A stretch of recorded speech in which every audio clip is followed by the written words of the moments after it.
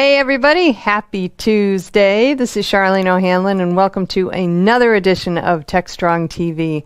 We have a great lineup of interviews in today's broadcast.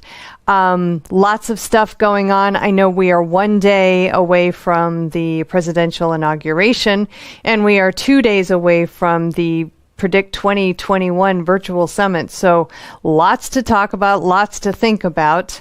But in today's broadcast, we have, as I said before, a great lineup of interviews scheduled for you. We'll get started with an interview between Alan Schimmel and Vic Kelkar, who is the Director of Alliances at GitLab.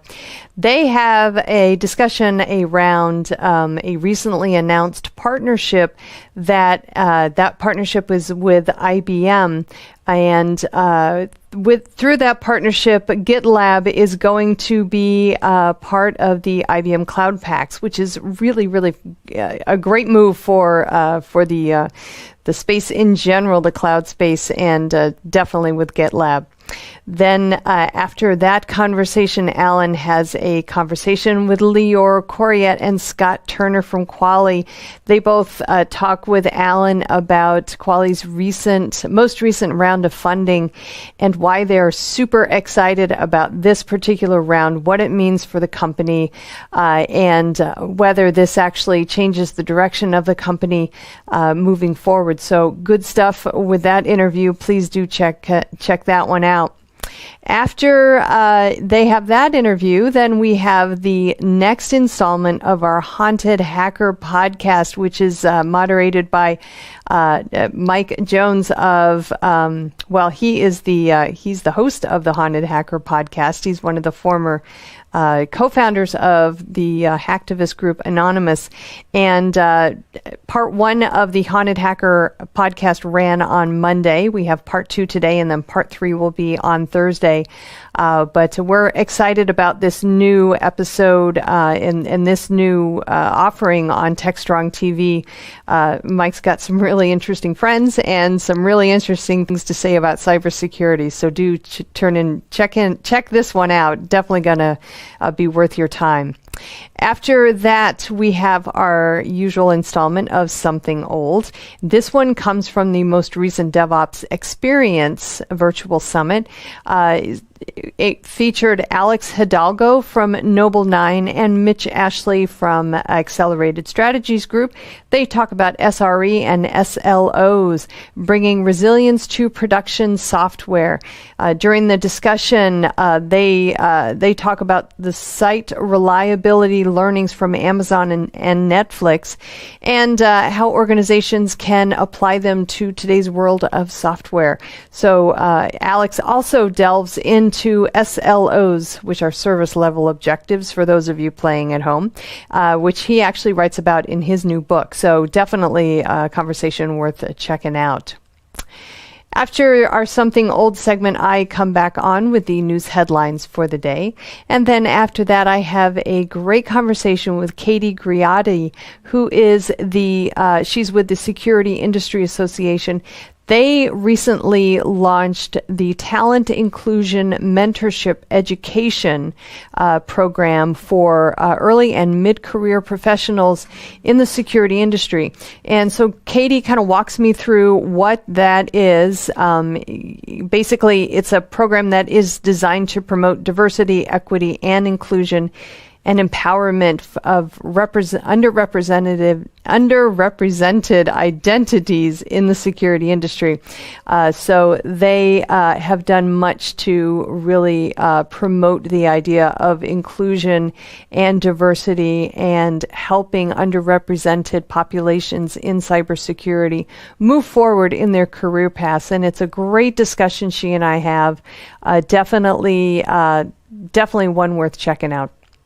After that, webinars preview, as always. And then we have our weekly installment of the Analyst Corner. Mitch Ashley comes on and discusses the role of CTO, CIO, and CISO in the era of low code and no code. And this is an especially interesting conversation because the technology behind low code and no code technologies is in a lot of ways kind of turning technology on its head, and as a result is having an impact on the traditional roles of the CISO and the CTO and the CIO.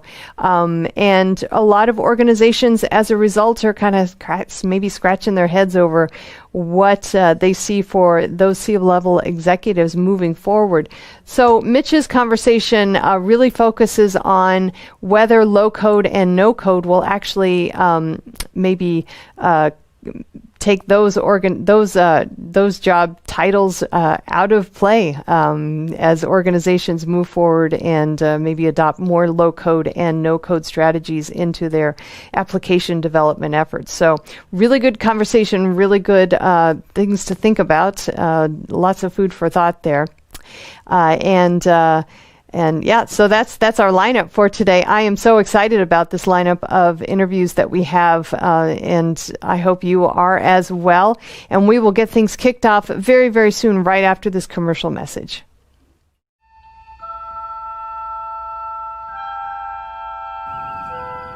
Greetings, Earth people. The year 2020 has been most illogical. It has taken a worldwide pandemic to stop us from our traveling, from attending our conferences. But that same pandemic has accelerated digital transformation to the highest levels of warp speed.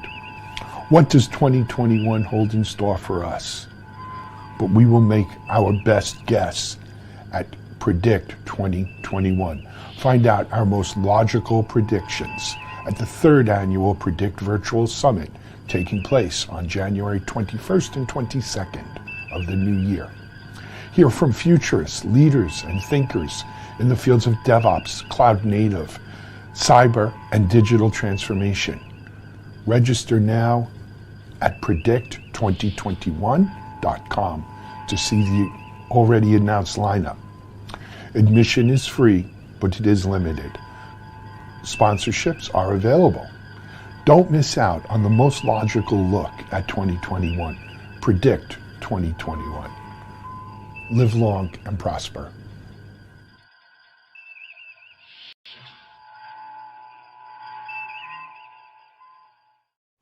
All right, welcome back. First up, we have an interview between Alan Schimmel and Vic Kelkar, who's Director of Alliances at GitLab. They talk about a new alliance that GitLab has that allows its technology to be a part of the IBM Cloud Paks. If you're not familiar with Cloud Paks, they are AI-powered software for the hybrid cloud that can help organizations implement intelligent workflows to accelerate digital transformation, which is so important these days. They are built on the Red Hat OpenShift platform to enable organizations to develop once and deploy anywhere on any cloud. So good stuff. Let's give this interview a listen. This is Digital Anarchist. Hey everyone, thanks for joining us on another TechStrong TV segment. My guest for this segment is Vic Kelkar, Director of Alliances at GitLab. Hey Vic, welcome to TechStrong TV. Thanks for having me, Alan. Good to be here. That's our pleasure to have you on. You know, Vic, our audience is very, very familiar with GitLab. They need no introduction to our audience. But I think this is the first time you've been on TechStrong TV.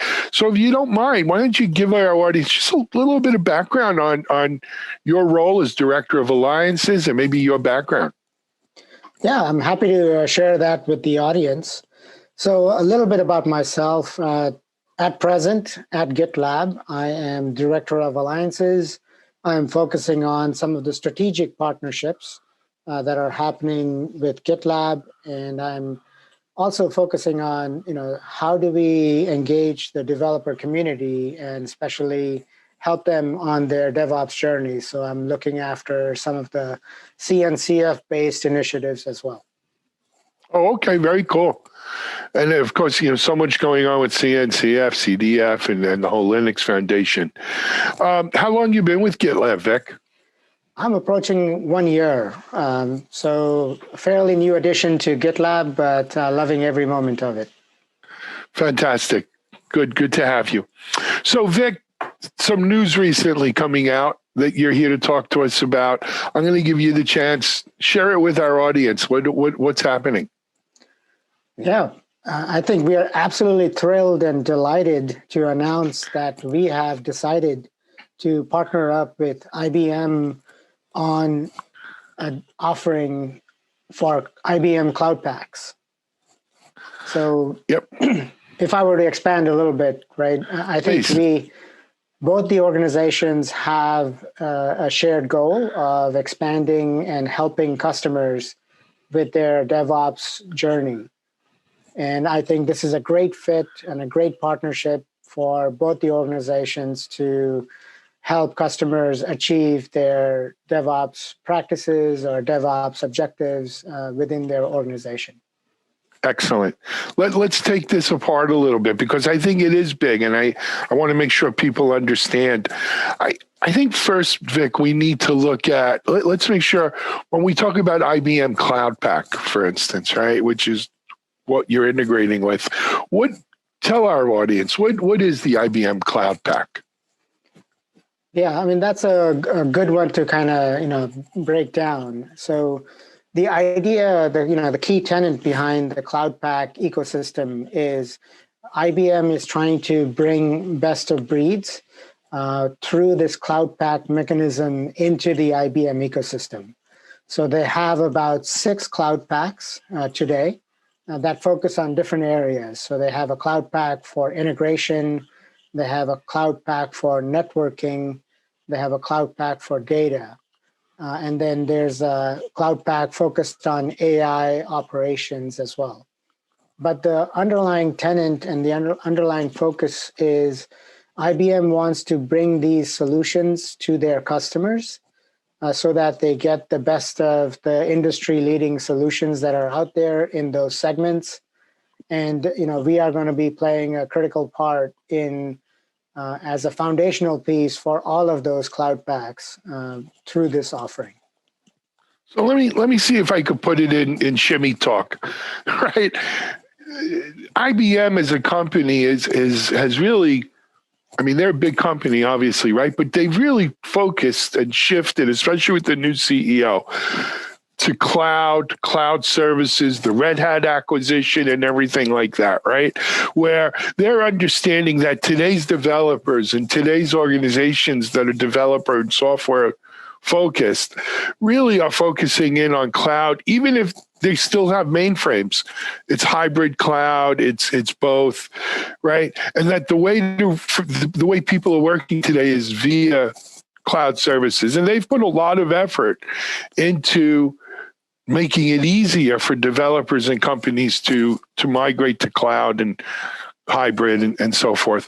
And these Cloud Paks really kind of represent, for given, like you said, there's one for AI and ML, there's one for networking. For whatever, the functionality you need to make your organization work, there's a Cloud Pak that is, already made, just add water, if you will, right? And let it grow and it'll help you get there. And I want to emphasize how foundational that is to IBM's strategy going forward. This is how they are reaching their developer. And look, every large organization has some IBM in it, right? One way or another.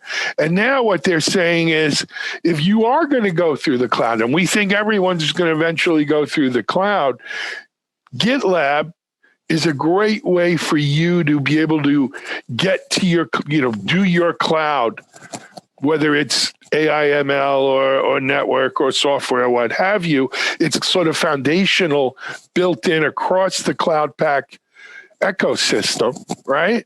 And, especially if you're doing DevOps, GitOps, whatever you want to call it, CI/CD, and the security aspects of it, GitLab gives you all of this. And so it's built in across that Cloud Pak. So it really goes out to almost the entire IBM customer base. Yeah, exactly, right? Their CEO, Arvind, talks about hybrid cloud strategy, right? Where you may have assets in your own data center or you may have assets in the cloud, but how do you help them deliver better, secure software faster, right? We at GitLab talk about cycle times, and that's why we think this partnership is great, because they are trying to introduce automation in DevOps practices and DevOps platforms as well.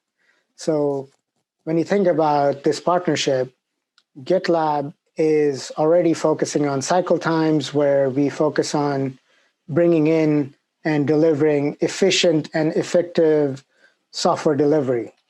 And that's exactly what IBM is trying to do through the Cloud Pak ecosystem. So this is a great partnership as we look forward to this year and beyond. Sure. So is this available now, or is it like coming out soon? What's the timeline look like here? Yeah, we hit general availability as of 9 a.m. Pacific today. So it is available in the IBM catalog today. Customers can start looking into the capabilities that this joint solution offers, and they're ready to kick the tires, so to speak. Fantastic. Vic, I spent a good part of my career as a VP of business development, doing OEM deals and partnerships and alliances like this. And one of the lessons I learned was that getting the software included is sometimes just half the battle, right? The other half the battle is, how do we get it into the customer's hands? Right? How do we make sure that the organization, in this case IBM, understands how to position the GitLab component, supports people, right? Now GitLab's a pretty big company, but it's not IBM, right? So all of a sudden now you got to support IBM across the board, their whole portfolio, their whole customer, their whole customer base. That's a big job. That's a really, there are very few companies that have IBM customers. How are you going to do it at GitLab? That's a great question, right? So, the idea of this partnership is, it is giving us access to a broader customer base that IBM may have, right? But the challenge on the other side is, how do we enable IBM to understand the value proposition GitLab brings, right? So we are already working very closely with the IBM team on creating demos and enablement sessions on how to position GitLab, right? It's a single application, that is delivering a DevOps platform, and that is helping with the DevOps automation challenge that most of the organizations are facing. So if you think about it from those terms, it's all about showing them GitLab is able to deliver a secure software without compromising on security or compliance, right? So showing them the benefits that they can achieve around cost optimization, because they don't have to spend too much time putting your CI/CD together. We are presenting a single application as a platform for DevOps for them to adopt, right? So it's going to be an interesting value proposition to drive through a big IBM organization. But I feel very confident we have a very good start. We will start publishing a few videos and a few blog posts on how that integration will look like in the very near future. Fantastic. So, this is available already. It's going to start. People are able to roll out as of today. Vic, where does it go from here, you think? What's next as part of this? Yeah, so through this partnership, we are trying to position GitLab as the foundational delivery platform. But IBM has quite a bit of products in their portfolio, right? So at the launch, as of today, we have integrations with IBM Z, which is their mainframe. And we also have integrations with Red Hat OpenShift.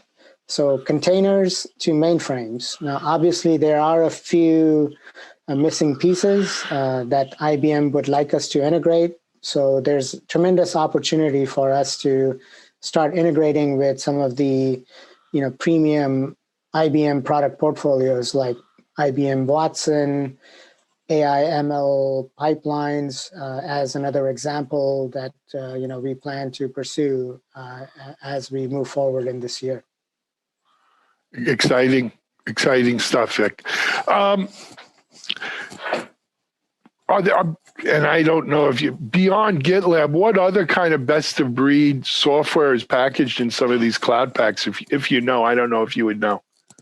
No, that's a very good question, right? So GitLab is coming in and is trying to play a very strategic role in the DevOps segment, right, as the underlying platform. But there are other OEM agreements that are in place, and they may revolve around a database, for example.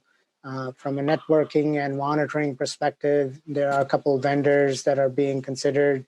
I think one of them may be an OEM as well.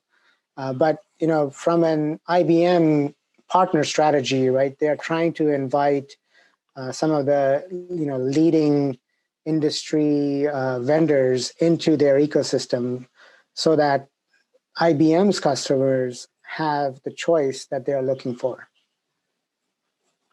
Agreed. Excellent. And they, one thing about IBM is they're actually very good at this, right? They've always been a good ecosystem. They're always a good player, whether it's in open source, right? They're a great open source and have been even before Red Hat, right? They're always a big open source supporter. They always play good in the community. They play well with their partners, partner ecosystem. So, to me, this is just a win-win. I think really for the IBM customer base, right? These cloud packs now have just a great tool in there. Is it an OEM, by the way, Vic, or is it under the GitLab name? It is an OEM partnership. So it will be offered up to IBM customers as an IBM product. But the partnership is based on an OEM agreement. Fantastic. That's really good. Congratulations to GitLab, to everyone from Sid on down. Congratulations to you. It's going to be interesting, because I think Red Hat's great. Don't get me wrong, OpenShift and all that, but they needed something like this in there, right? To kind of foster that software development usage. So I think it's a win-win for everyone, which are always the best kinds of deals to do, right? Yeah, I would agree, right? And I would also second what you brought up. IBM, has been a very good, in the community. They are, one of the big contributors to the Kubernetes project, and a lot of people may not be aware of that. So, from my perspective, I think this is a great partnership on not only the strategic importance, but we share some of the same goals that we have as we try to help the customer. Agreed. All right, we're about out of time. Vic Kelkar, Director of Alliances here at GitLab, telling us about the new cloud packs from IBM, which have an OEM version of GitLab built into them and really should help jumpstart that. Thanks for being our guest, Vic. Come back and see us.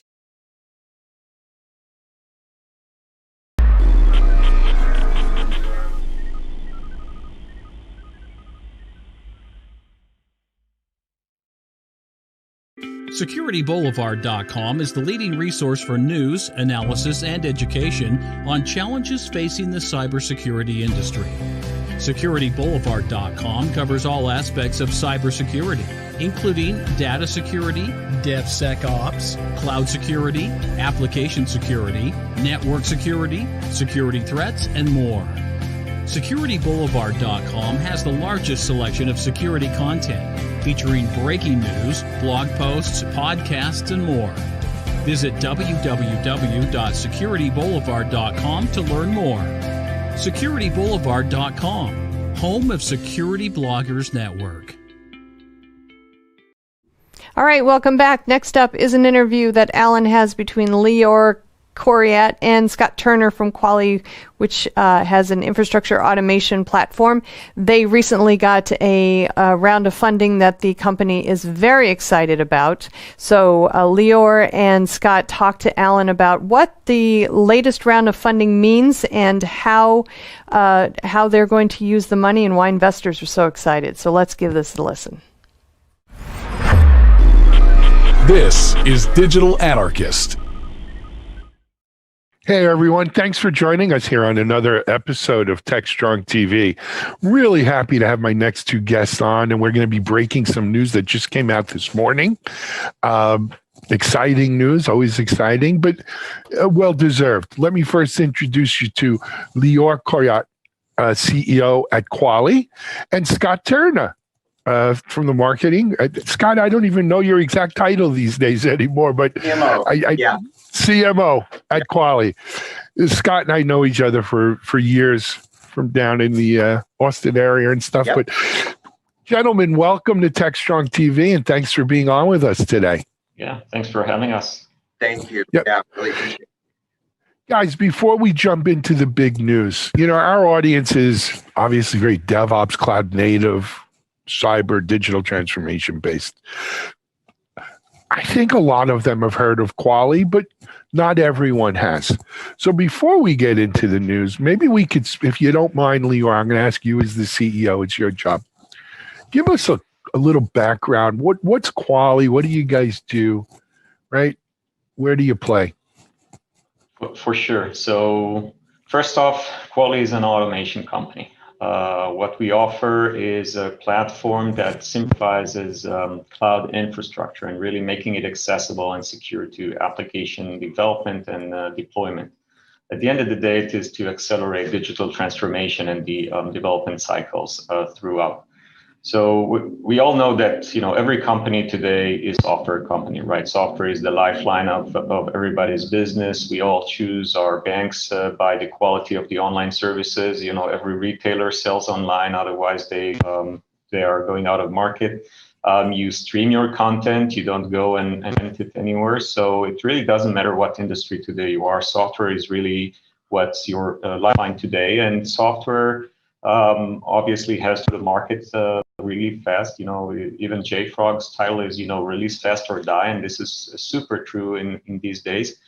And obviously software and data, they need to run on something. This something is the infrastructure, and it could be either the cloud or a private cloud, a public cloud, containers, Kubernetes. It doesn't matter what the technology is.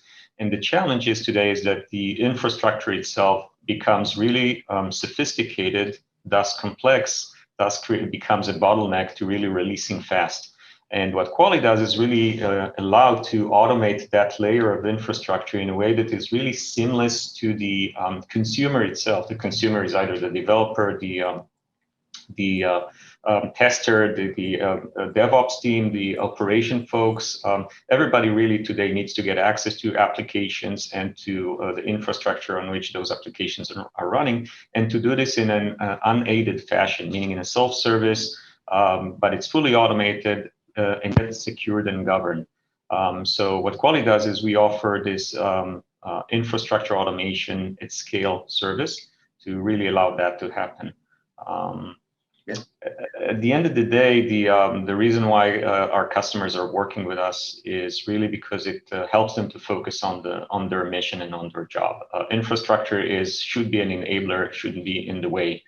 We're making it what it should be and helping them deal with the complexity. So, the CRO can focus on demoing his products and sell. The VP of engineering can focus on releasing fast and in high quality. And the operation guys, they can focus on the quality of service that they deliver and not worry about cloud cost and security. Yeah, and amen to Alan, to everything Lior just said. Absolutely, we're a digital transformation story, and I would just add that sometimes I'll think of it in very simplistic terms, like an automobile, for instance. And there's this marvelous, complex infrastructure that's very precise and does all these wonderful things. And in this case, it could be under the hood of a car, for instance. And We, the drivers, our application is getting from point A to point B, right? But it doesn't and it shouldn't require that the driver be a mechanical engineer to fully understand all those nuances and the complexity and the configuration and the setup and the maintenance of all that underlying infrastructure. We want it to be there. We want access to it. We want that simple self-service in the form of our car dashboards and all these wonderful things. And we want some controls. We want that brake pedal also in addition to our accelerator. And we want all these wonderful things. And that's the car analogy. And I think that in our case, we're providing that infrastructure automation that the applications teams need, and we're providing that in a simple self-service fashion, the same way that I think of a car with that infrastructure hidden underneath the hood. Fair enough. I can maybe also share a little bit more about Quali as a company, because as you said, not everybody knows about us. So we're headquartered out of Austin, Texas, and we have our engineering center in Israel and also development site in the Ukraine. We operate globally, so we have offices again in Austin on the West Coast as well. We have a team on the East Coast here in the US. We have a sales and customer success team in the UK and development centers in Israel and in the Ukraine. Our customers are mainly either mid-market or large enterprises, really across every vertical. So from technology manufacturers, large ISPs, telcos, financial services. 4 out of the large banks here in North America are customers of Quali, as an example. Even the cloud providers themselves are customers of ours, retailers. Again, they all share the same challenges and they all need to accelerate those development processes. And in a way, you could see that Quali really shines when you have a challenge in scale. Because if you're a small company and perhaps you have 5, 10 developers, they can probably also be the cloud experts and the infrastructure experts. But when you have hundreds or thousands of people that you need to serve, and you have the amount of infrastructure is too large for you to just manage it manually by a few folks, then it becomes unscalable to really do it otherwise without really a self-service, but then it has to be governed and automated, right? So this is where we shine. We operate globally. We have customers in all continents, and are really what we have announced today is the C round that is really taking us towards the scale that we want to have as a company. So we have focused in the last couple of years in really solidifying our go-to-market and our offering, and we have enjoyed a very strong growth. While COVID has introduced a lot of challenges for everybody, still the need for digital transformation has just been more pronounced this last year, and that also introduced a lot of demand for solutions like ours, and also movement to the cloud. So for us, we definitely see a lot of demand coming in from the market. Sure. I mean, you know what? A wiser man than me, mentor of mine once told me that sometimes it's better to be lucky than smart. It's good to be both. Yeah. And, if you're a business like Quali, as bad as 2020 was for so many, there's been so much loss around the world and catastrophe and heartache. Digital transformation has been a bright, shining light that's helped us.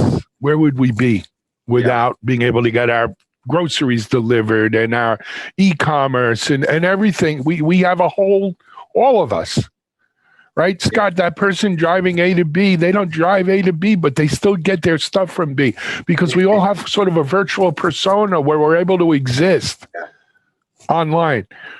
And it's companies like Quali, right, that are helping empower this. Yeah. So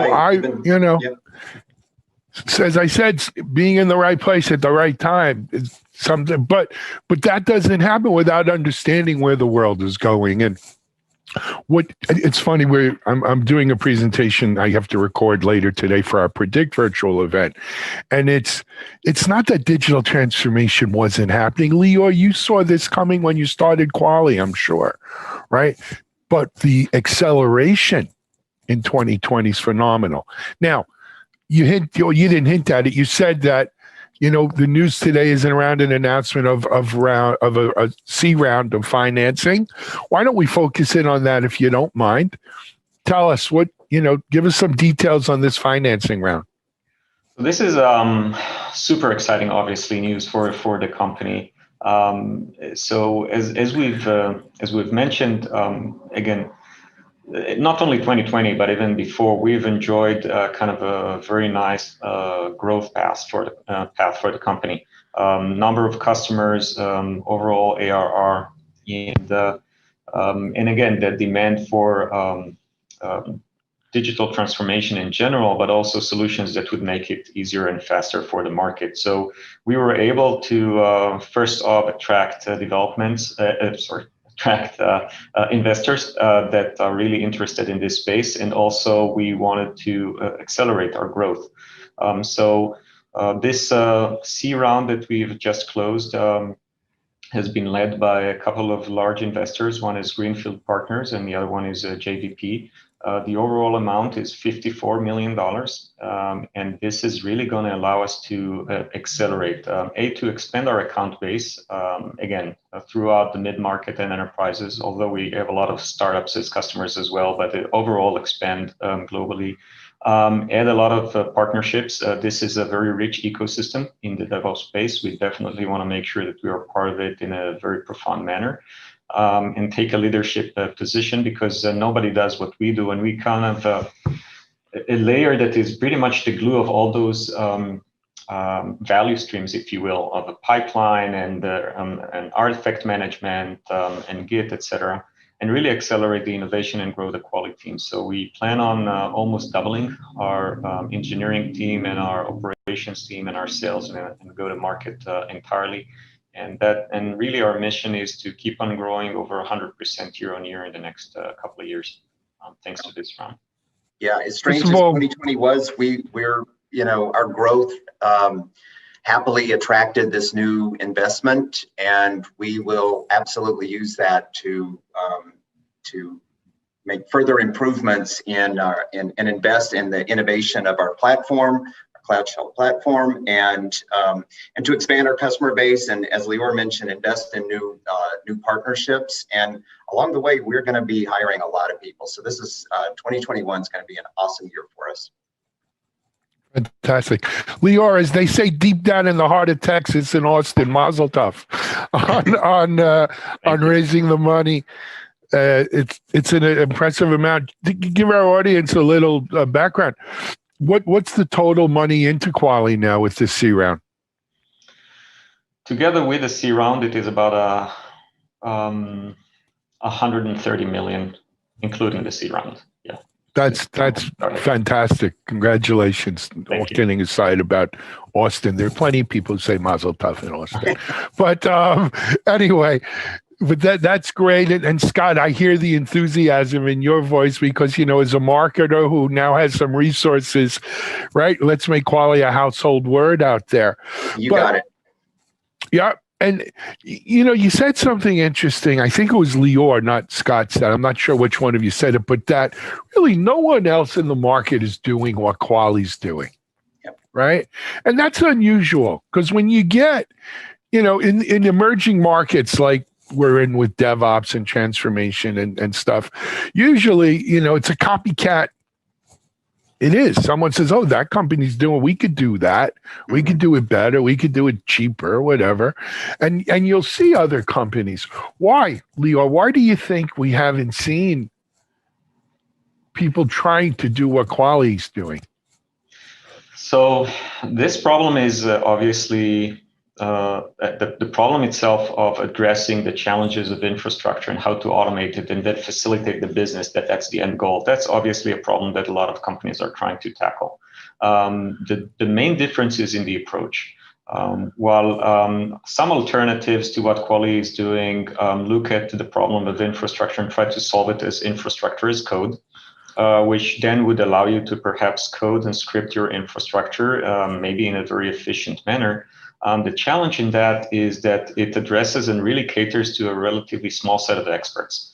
You still, while you can code something, still you need to understand in that something.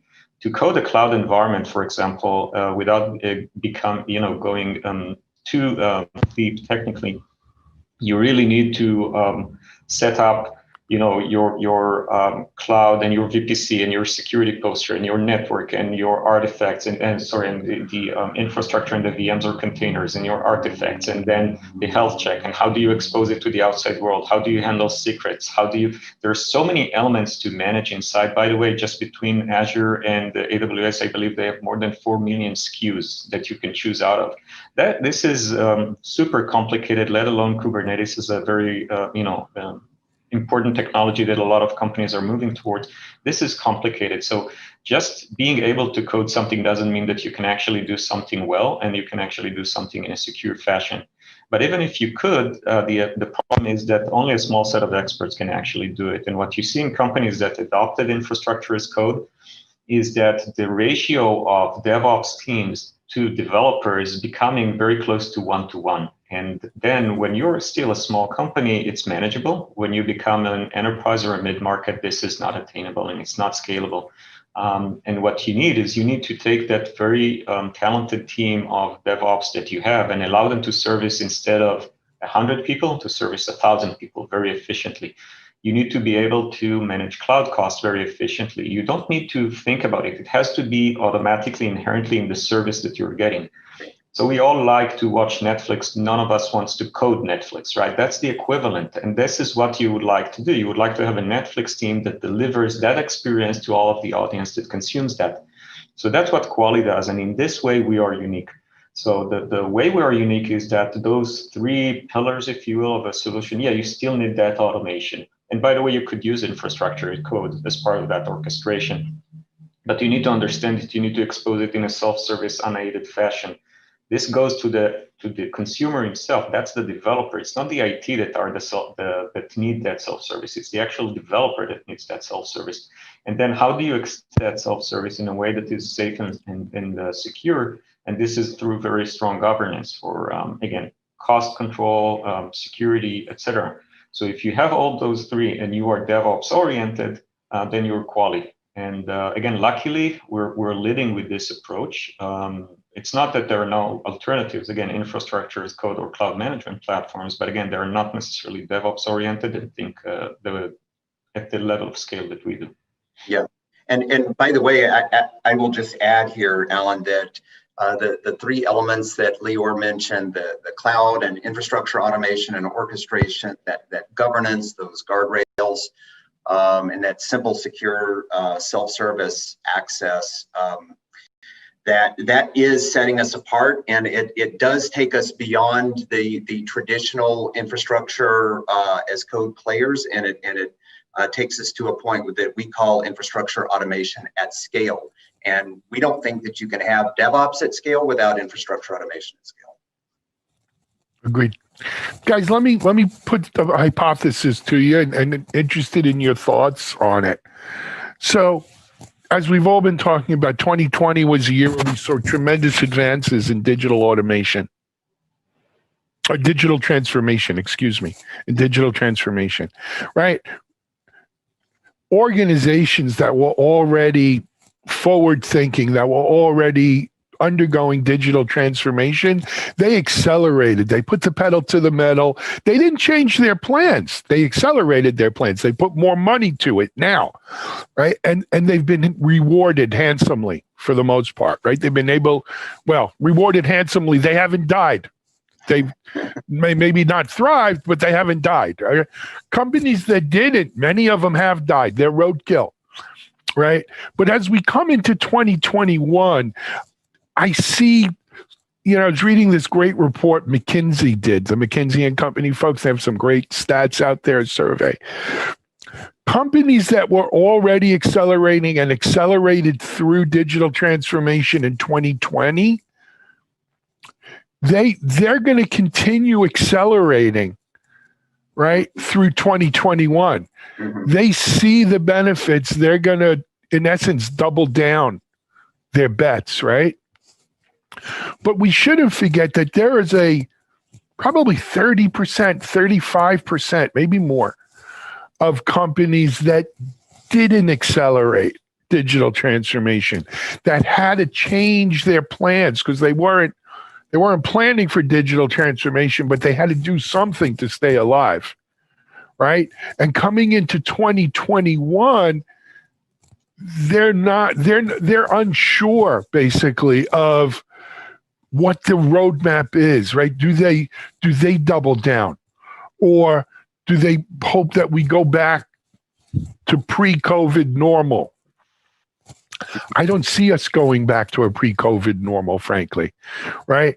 And those companies, they seem to me, Lior and Scott, right? As a marketer, Scott, do you go after that group of companies who are sort of, not sure which way the wind's going to blow, but know they got it, whichever way it blows, they got to follow it? Yeah. Or do you just concentrate on those companies who clearly see where they want to go? Yeah, it's an interesting question. I would say this, that yeah, we go after those as a marketer, and also they're coming to us. They're coming to us for a couple of reasons. Interesting.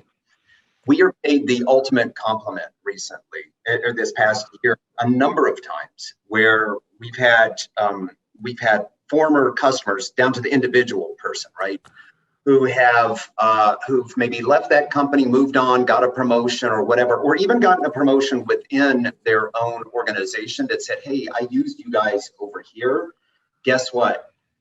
It was great having you there. We now need you over here in this new organization. And you're right. I don't think there's going back to the pre-COVID days. I'll also tell you that we've had some, I'll be polite and call it oh no moments, where our customers are calling us saying, oh no, how can I provide remote access to the infrastructure automation that we need? We used to have a company culture where, perhaps if you're working, that you're only working if you're there on premises, on the spot, and what have you, and that can no longer cut it.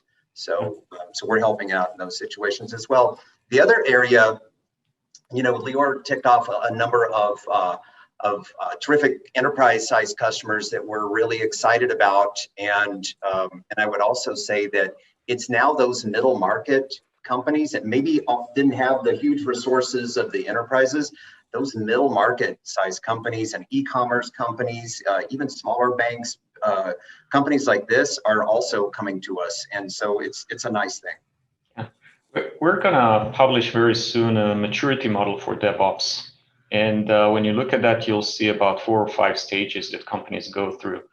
From a very early stage that is very rigid set of infrastructure that is not automated almost in any way, to something that is on the right-hand side of the spectrum and the scale, that are the most sophisticated companies running on the latest and greatest, cutting blade technology, and they operate like that. If you look at the majority of the market is kind of like, any bell curve, about more than 75 or 80% of the market is at that stage that they're either embracing right now cloud and automation, or they have embraced already and now they need to modernize their applications. And in their DevOps journey, they have to go through these stages. So the majority of the market right now is prime for actually adopting it and adopting automation at scale. So yeah, we don't only go after the ones that are already in the cloud. We actually have a lot of customers that we work with, that we help them in this transformation, because it's also a lot of the practices and how to do this right from the start. You can add to that the fact that a lot of companies modernize their applications and their architecture, so they might as well do it in a modern cloud-based architecture. That's also a good trigger for them to be speaking to us. So what we try to target with our marketing is actually anybody who is either starting to embrace and wants to do this in the right way, or has already embraced cloud but now needs to do this at scale and in a more controlled fashion. This is where we would shine. Fantastic. Guys, we went past 20 minutes a long time ago. I apologize, but it was a good conversation, and I think there were some good points. Leo, when you come out with this maturity model, you're going to promise to come back and talk to us about it. Yes. Oh, sure. Let's do that. Okay, I'm going to hold you to that. Scott, great to see you, man.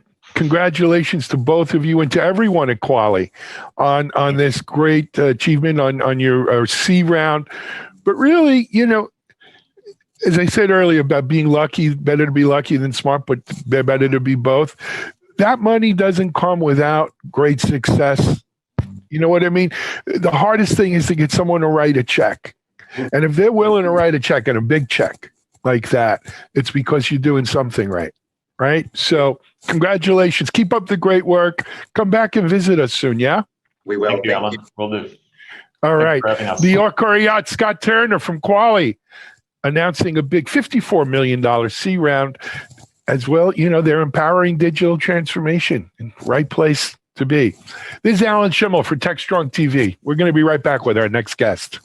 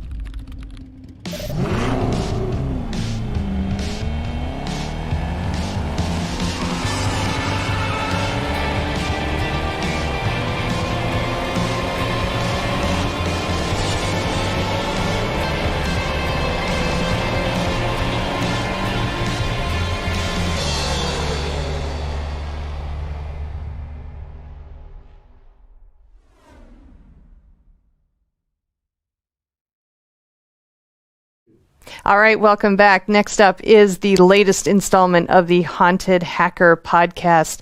This is the second installment. Yesterday, we ran the first installment, and Thursday will be part 3 of our 3-part. So hopefully you had a chance to take a listen to yesterday's and listen to today's, and let's give it a listen to now.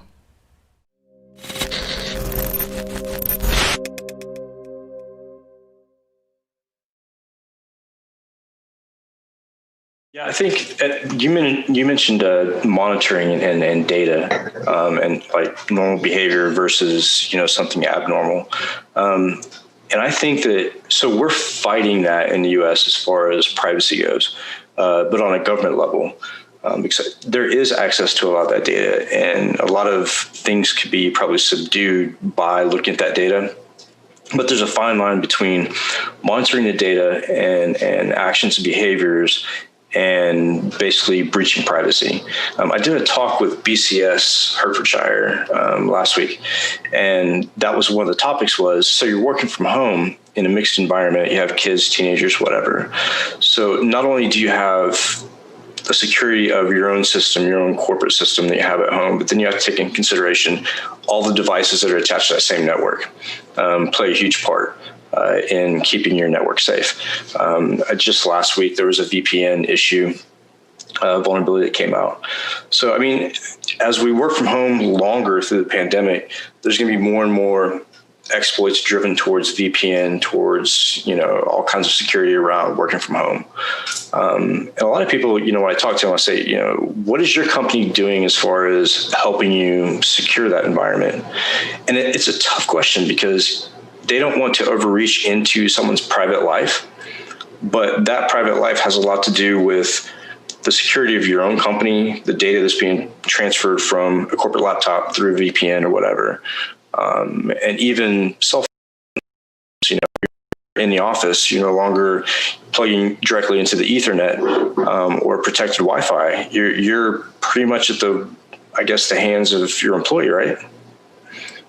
Yeah, to an extent, but I think if you're, I hate the term, but I'll use it, but the whole zero trust thing, right? So you can do pretty well, I think, without, if you treat the network and everything else around your device as untrusted, then you can kind of, I think, do a really good job of, if we're pretty, say your company, and you can be fairly strict about you on a company device, or you're VPNing into a Citrix session or a VDI or whatever. But if you're on a company device and we've got appropriate controls on that device, so we're comfortable that device is secure, or reasonably secure, we don't need to know that much about the rest of your home network because we're not trusting it. So you have strong monitoring on my work device, which I think is completely fair and appropriate because you're using it for work. And when you don't want us to monitor, you just close the lid and done, right? And we're only monitoring your access to the work systems. And if you want to do a bit of browsing on it, that's fine, but probably be mindful that your work knows what you're browsing. Right. That's what you're. It's a work device. If you imagine, I don't know, if you go back to pre-computers, you're in a factory working on a factory thing, you wouldn't start thinking, oh, I'm building a car, but I can repurpose this set of tooling to make myself a necklace, that wouldn't even cross your mind. So why do we think the work tool laptop is something I can then do anything I fancy on? It's a work tool, and most work's pretty chilled about what you do, but you just you have to understand that if I'm on, they probably can't necessarily see all the encrypted traffic, or mostly, especially with banking sites and that. So I think most companies, even where they do decrypt the web traffic, are sensible about it. So if you're accessing HSBC or your bank of choice, we won't decrypt that because we trust that to be a banking site and you're not going to exfiltrate much data to your bank. So there's, companies will take that risk-based approach, and where your privacy is concerned, they probably won't decrypt all the traffic, and you can probably ask your teams about that.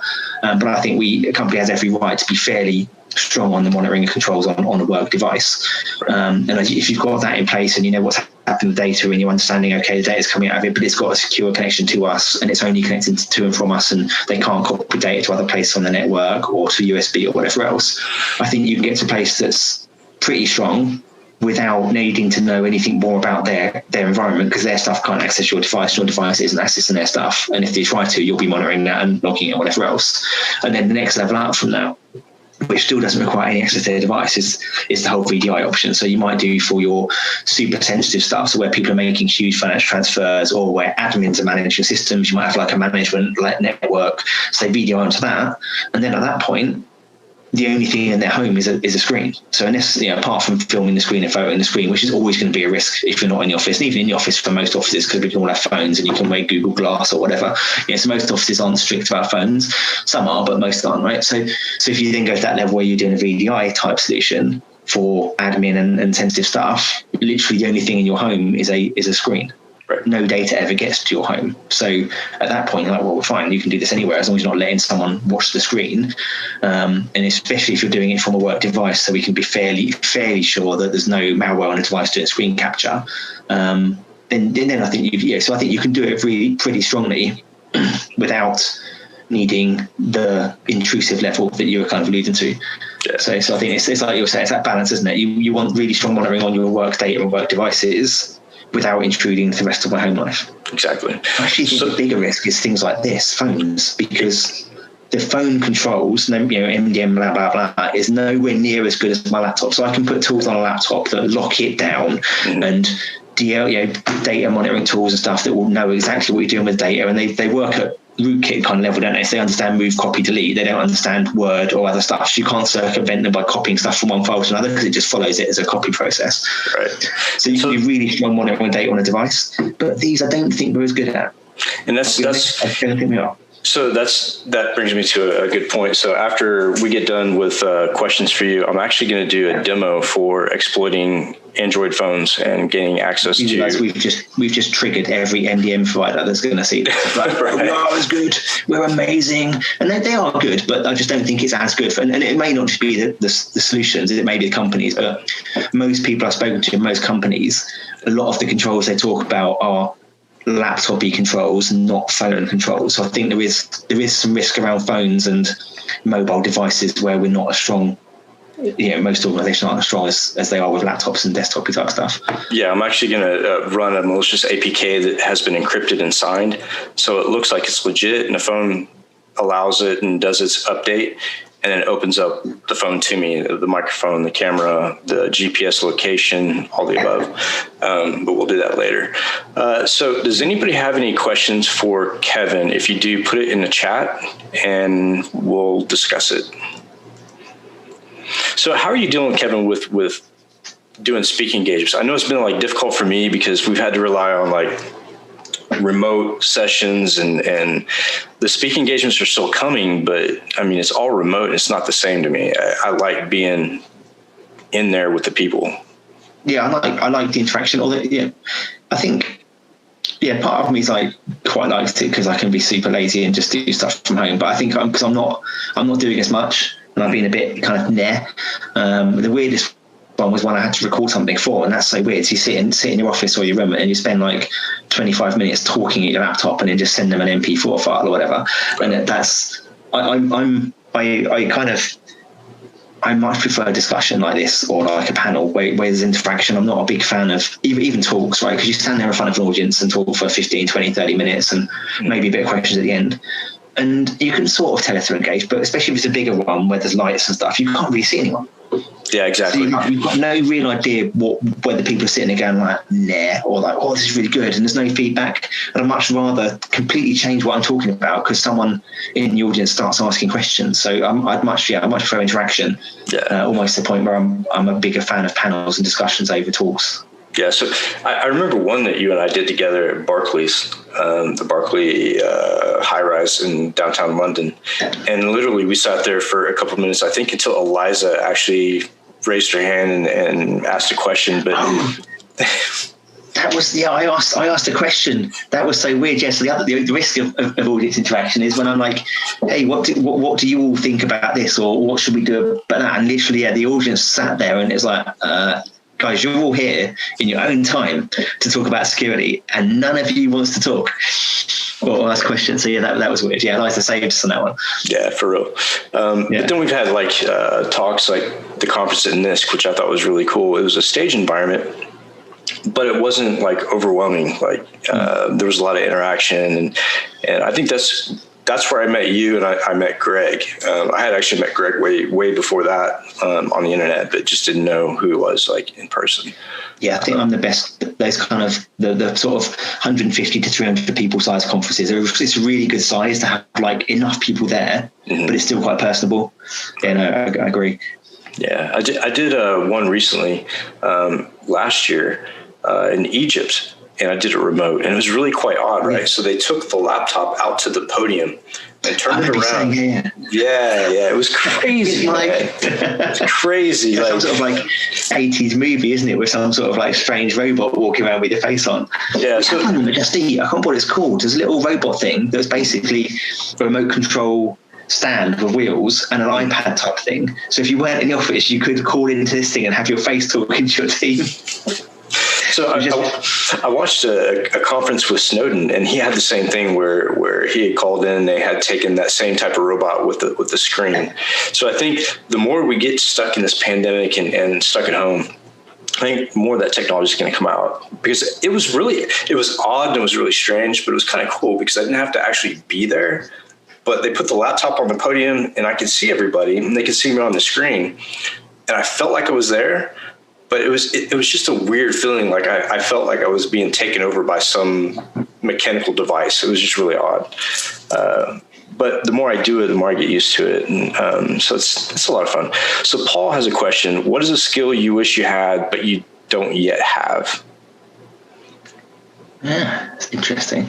Well, I kind of veer between technical skills I don't need, so I'm currently plowing through a Python book. So I still like to play with technical stuff that's totally irrelevant to like what I do, but I like to keep my hand in and learn still. Probably when someone like I'm quite comfortable chatting in front of people, but sometimes someone walks into the board or whatever and they're just like, hey, how's it going? And they've just got this, whatever it is, this thing, and people are like, my God, I trust you.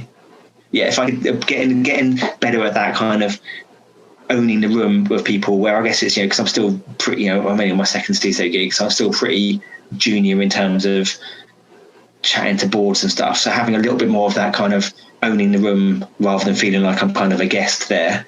I don't know what I don't know. Sorry, Paul, I don't know what you call that, but whatever it is, where you kind of, I not just know I'm good, but I project knowing I'm good.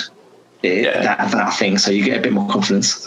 Thanks, man. So that's something I'd like more of, or be better at. And I think it's easier something like this. It's because I'm pretty confident generally, but it's much easier when if you're there to talk to people, or they've asked you to come and talk to them. It's awesome when you're going in front of the board, especially if you've got a slightly adversarial third line team or something, and you know it's going to be a bit of a kind of, they're giving you a bit of a kicking for something that hasn't happened. It's hard to be like, but and it's hard to not sound, when you're like, but we've done all this awesome work. Look at all this great stuff we've done. It's really hard to project that without coming across a bit defensive. Do you know what I mean? When someone says, "Hey, you copped this up," and you're like, "But we did all this." It's how it's getting that across as, "Hey, we actually did an awesome job." That stuff, and having that's just be a little bit better at that. I think I'd like to be better at, or do more of. I think that's a really difficult skill to obtain too, because I find myself walking into a room and not wanting to be in a room. But I think that comes along with, so Stu Hurst talked about imposter syndrome. Yeah, it was his topic for a year or two. I think he's done some other stuff now, but yeah, he talks about that a lot for a while. Yeah, I think that plays a big part. So your own self-confidence and kind of, it has a lot to do with personality. So salespeople are really good at projecting and coming into a room and taking over a room. But I think the more technical people, that's a skill that we really have to like hone and sharpen. It's not something that we're kind of innately born with. The weird thing is, salespeople are often the people you know the least. Not knocking them, but they're not necessarily. You can walk in and it's like that thing where you can stand in front of an audience, and if they don't know you're wrong, you can be wrong and talk like you're right, and they won't. A lot of people, if you come across trustworthy, they'll still believe you. It's that kind of that ability, but without being a liar, actually doing it with the real stuff, right?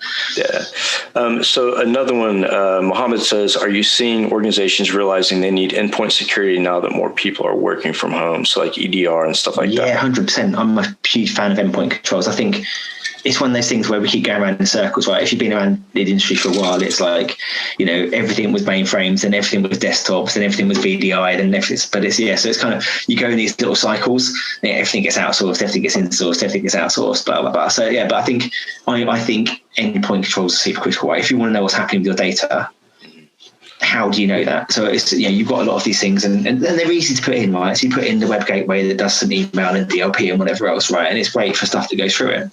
But once it gets to my machine, you haven't got a clue what's going on. So your network endpoint to start the network gateway has its place, but a lot of people say that, hey, it's your DLP solution. It's like, yeah, but it's not, mate, is it? Because I'm at home and you don't know what's on my laptop. Right. So I think you do need, I think for me, a super big fan of endpoint stuff. I think it's more and more critical. I think you have to find that balance because no one wants 75 agents. So it is how you do the right thing. So like you mentioned, it's probably, like some sort of pretty advanced EDR thing that does your AV and your firewall control and your telemetry and stuff, and some sort of DLP thing, and then maybe a patching or kind of management agent for the sort of normal ops teams and that. But you definitely need an EDR type thing, and it's got to be much more than traditional AV because they're just pants. Some sort of data management. I hate the term DLP, but something that data management, data movement controls around what's happening with data, and that's again got to be. I think we need to move away from relying on classification or relying on regex, because classification no one does well everywhere. No. Regex will find. Like if it's a credit card number, it'll find it, but you just put it in 4 different files and your stuff, right? If you say to a regex DLP based solution, give me all the PII, you're just going to get so much stuff. You come to have entire teams, so you have to get more intelligent. I think that's another area we should get better at is DLP. How do you make DLP something that I don't need a DLP team to manage? There's got to be much more intelligent ways of looking at it. Like, that's corporate data. You're trying to move it to a non-corporate location, some stuff like that, but also without being too onerous. So you can go too far the other way with it and say, right, you can't ever copy anything corporate to the web, which then means I want to copy my bio to a speaker's bio page. Mate, you can't copy that. So it's DLP, I think that's somewhere where we need to level up. So if you're anyone out there who does DLP, give me some proper machine learning, clever DLP that will manage my data without me needing a whole team of people and a billion false positives. Yeah. So absolutely. But endpoint controls are super important. So I was looking at SolarWinds and the whole compromise, and they went after FireEye. and I know why they went after FireEye, but I think that we're going to see a lot in the future, like APTs going after companies like CrowdStrike, right, who have endpoint protection and they're agents on every system. Why would you go after FireEye other than intelligence and some of their clients? But if you really want to do mass damage to a number of systems, go after those CrowdStrikes, go after those McAfees that are endpoint protection. And I think we're going to see a lot more of that in the future. But I think the whole, as we've seen, you often have to read between the lines of these stories. I don't think the people doing this cared at all about getting some of the FireEye tools right, because they were mostly open source and available anyway. So that was a total red herring. It's all using FireEye to look at the Mandiant stuff where they've done investigations for governments and things, right? Yeah. It wasn't FireEye at all. It was the Mandiant side of things, I think they're after. Yeah, it was funny because during the riots in DC, they broke into the news feed and quickly said the Department of Justice admitted that their email server had been hacked during SolarWinds, and 3% of the DOJ and FBI emails were leaked. So, I mean, those types of attacks are pretty prevalent as far as APTs going after, government and, Department of Energy and stuff like that. But I think maybe some lone wolf hackers and maybe some hackers for hire will actually go after endpoint. I see that being the future. But companies really need to look at how they deploy their employees at home, working from home, and what exactly they're using to protect that endpoint. Because, during my talk with BCS, I said, you have cell phones in the same room as this corporate laptop. You may have some of these home audio devices like, Alexa or whatever, which I have one sitting right behind me that I'm about to do testing on. But, that mixed behavior and listening to, those devices, listening to what's going on in the room, stuff like that. There was an exploit where they were able to grab the voice recordings from the Alexa devices and actually play them back. So you're on, corporate calls, boardroom calls, whatever, from home, and you have all these devices. Something's listening, or something was listening. Yeah, I kind of generally advise people turn stuff off. So you turn it, because most of them, I've got a bunch of the Google stuff playing around the house, and but I generally, when I'm on work calls and stuff, they've got, the good thing is it's quite nice, they've all got physical switches, so it's like a physical microphone off switch on them all. So you can whenever you're in the room talking. It's the same as not letting your neighbours listen, right? It's just making sure that you have that little bit of kind of operational awareness. But yeah, I think because it's fundamentally, they're a good thing. Google doesn't give a fuck what I talk about. In the kitchen, it's going to hear me and Mira talking about what dinner we're going to have and other random stuff, and dealing what to do next for the house and what we'll call the dog if we get a dog. Whatever random conversation happens, nothing of any value that can cause any harm, right? And it's so the risk versus the reward of being able to just listen to music everywhere and shout at it when I want to know stuff and whatever else is for me, it's a good fair trade off. But equally, turn it off when you don't want it to listen. So another question, with the recent events in the US. I think you missed one. Oh, I did? It was Manan, just a couple above that, about getting into, do you have any tips for experienced people from non-IT backgrounds looking to get in the cybersecurity industry mid-career? It's pitifully rated to hack the process where recruiters, or just ignore recruiters, right, for a start. I guess for me, it show, I'll jump in, Mike, if you don't mind, and then go ahead. Yeah, so I think for me, it's same as almost with the junior stuff, it's show willing.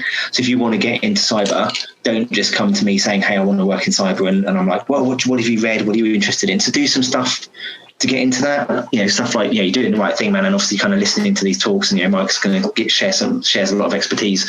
But so listen to talks, go to conferences, which is easier than ever now because they're all virtual, right? So go to some virtual conferences, read some books or blogs, even if it's just the obvious stuff like Schneier and those Troy Hunt and those kind of stuff, right? It's just read some of the blogs and dark reading, and they're kind of just the news sites to find out a bit about what's going on. So when you come and talk to me, you've got some stuff. I'm like, hey, what is it you're interested in? Well, you're like, well, I had this really interesting talk, and I think I'm interested in the people side of stuff because I love cultural things, or I'd love to learn more about how applications work so I can kind of test them, because in my current career I've got a bit of a reputation for breaking processes and improving them. So you've probably done stuff that relates to what you want to be doing, even if it's not security. And I guess I think it's probably be realistic in terms of if you're fairly mid-successful in your career, while cyber's a fairly good salaried environment, you might have to go to a slightly more junior role if it's your first role, where you can't necessarily go, hey, I'm a senior manager at this, therefore I should be a senior at this. So you might have to be realistic about where you're going to go and move up, like any kind of career change. But yeah, for me, it's showing willing, being engaged, and maybe, and it depends what you want to do. If you know what you want to do, so say you love people stuff, or you want to go to a culture or an awareness type role, or if you love breaking stuff, maybe a pen testing role, or if you come from an operational background and you love being on the coal face and dealing with issues, maybe a security operations role. So you can kind of maybe have an idea. If you don't have an idea, I would say SecOps is probably the best place to start, because you see a bit of everything. You can get stuck in the stuff, you can understand how stuff works, you're going to deal with incidents, you're going to talk to the pen testers and all the other people in your team, because you're the kind of, the SecOps is like the hub that everyone has to work with, because anytime they need more expertise, you talk to the cloud security team or the AppSec team or whatever. So for me, SecOps is always the go-to. If you haven't got a clear direction, start there and then work out what you love doing. Yeah, exactly. Yeah, so when I started out, there wasn't pen testing when I started hacking and doing stuff like that. The generation I came up in, we actually kind of were like the I guess, a frontiersman, like creating that path. So the way that I came up, it was basically I stuck with what I felt comfortable with and what I knew. But the problem was that there wasn't a lot of jobs for that. So I got in where I could, and that was in defense.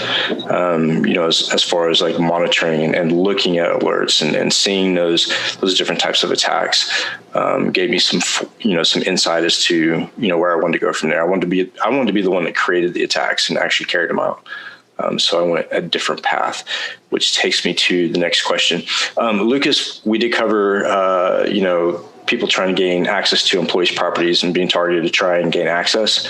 That's going to be a new focus. It's obviously a target. Yeah, that's a great question, actually. Yeah, because if I can get, and it's if you're lapped, especially where you've got people that are admin from home and stuff, it's that if you're known as a high valued target, I guess it comes out of social thing. Right? It's the balance of social media. You want to have. I've gone down the route of being super open on LinkedIn because it is what it is. But fundamentally, that does mean I have some more risk because people know what I do and who I work for. But yeah, if you're known as, you're all over the place, but hey, I'm super admin for this bank or whatever, and I can do all this stuff. Yeah, there's a small but realistic chance that someone's going to come in your house and make you do stuff on your computer. It's not something we like to think of, but it could happen. So absolutely. And I think that's where the whole, obviously doesn't help with the individual safety, but it could do. But the whole behavioural and all those kind of things. So if Jane, the admin, suddenly starts doing loads of odd stuff, we're like, oh, that's unusual. Jane's trying to steal data. Jane, but she's really good and she's really trustworthy. She could be, so that's where that intelligence from a logical perspective could protect you physically. Because that's really unusual. Let's make sure she's okay. Anyway, then you either phone her up or get the police there. It's like, it depends how sure you are something's going on. And again, it depends what you have. If you have corporate management, you might even be able to put on their webcam as part of your remote desktop management and see that they've got someone criminal there, and then tell the police there's definitely someone there. So the logical side of things and the intelligence we can gather could actually help protect someone in that circumstance where they can't tell you something's wrong, but they're suddenly doing stuff they shouldn't be. Yeah. So I'm going to put on a tinfoil hat for a second. Do you think that the push for, quarantine and lockdown and putting people in companies separately and in homes with those same type of devices like cameras and microphones and VoIP phones, do you think that is a way do you think the government uses that as a tool to monitor what's going on? Because I know in the US, they definitely did with XKeyscore, with some of those other projects and programs. But also the CIA had leaked a tool called Weeping Angel, where they would take USBs and physically insert them into smart TVs and take control of the TV and, listen to conversations and watch the video on the camera. Do you think that governments may access those work devices at home and that's another way to kind of get a hook? Yeah, I guess that question is probably broader, right? Because it's your work device may be, depending on your company, may or may not be the most secure device in the house. So they can access your work device or your personal. Either way, they're in your house, right? But yeah, there's a whole load of conspiracy stuff on this, isn't there? Right? It's I was listening to something earlier, and it was kind of if you wanted to make America weak, you're any country, but they're Americans talking, and it's like you sent everyone home, you're not letting them train, you're trying to take their guns away, and then there's all these rumors about China giving the soldiers extra stuff to make them stronger and better and whatever else. And it's there's a whole that you go down this whole rabbit hole. What I thought was really interesting on the conspiracy front was the whole storming of Capitol Hill, right? So your country's entire government is in this building. We won't put many guards around it at a time of political turmoil. I'm like, that even though I'm not a conspiracy theorist, that rang a bunch of alarm bells. How on earth did like a relatively small, compared to some kind of things, number of people manage to storm the government's house in a country where you have a ginormous army and lots of guns? And it's funny you say that, because they had called up the National Guard 3 days before and put them on alert. And then there's another video where when the crowds were coming to the Capitol, police were opening barriers, waving people in, like, come on, come on.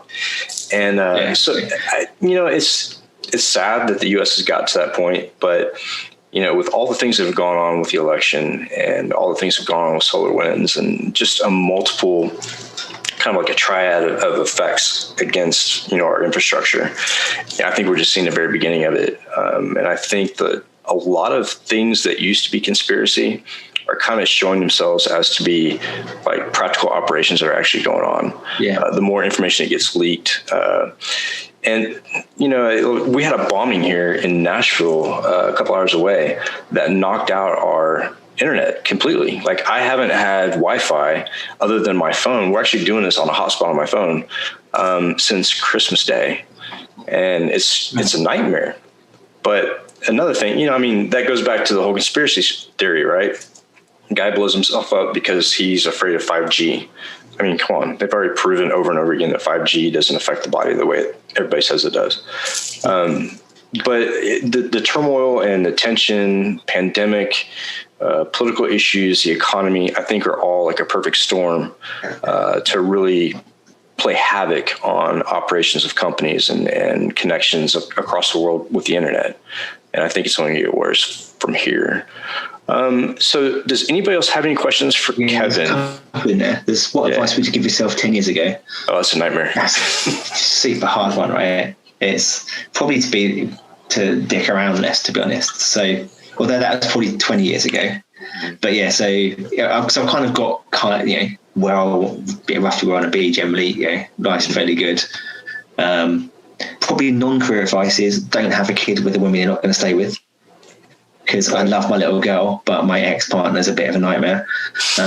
Just in terms of having to, she's fine, she's a good mum and everything, but it's just I have to fight constantly to see my daughter. So so that's probably advice. But I don't know how you do that, because you never know how these things are going to work out. Career-wise, I don't know. It's really hard, because part of me is like would have been like knuckle down. Because I spent my 20s. I'm a relatively clever dude. Lucky, I'm lucky, so I spent my 20s coasting pretty hard. I did all right in my career, but I could probably have got to where I am 5 years earlier if I'd been like, focus, I want to do this and blah, blah, blah. But then equally, I had a lot of fun, and it gave me a whole variety of roles, which probably helps me be good at what I do, because I've got such a broad background. So yeah, it's a super hard one, because you never know, like, give someone a bit of advice and they go down this rabbit hole and end up miserable or end up amazing. And I'm reading this really interesting, just literally started a really interesting book. I think it's called Dark Matter. I'll share it with you. It's a fiction book. Mira, my partner, got me a book subscription where every month I get sent a random book based on I gave them some likes and ideas, but I've read some loads of interesting books. And this guy, I'm like only about 50 pages in, but basically he was a super, super hardcore scientist that was going to win Nobel Prize stuff. But then he met his wife and had a kid and is super happy. So kind of ended up still being really good, but kind of lecturing. And then he went to a bar to congratulate his old colleague who had won all these prizes, stuff he would have done.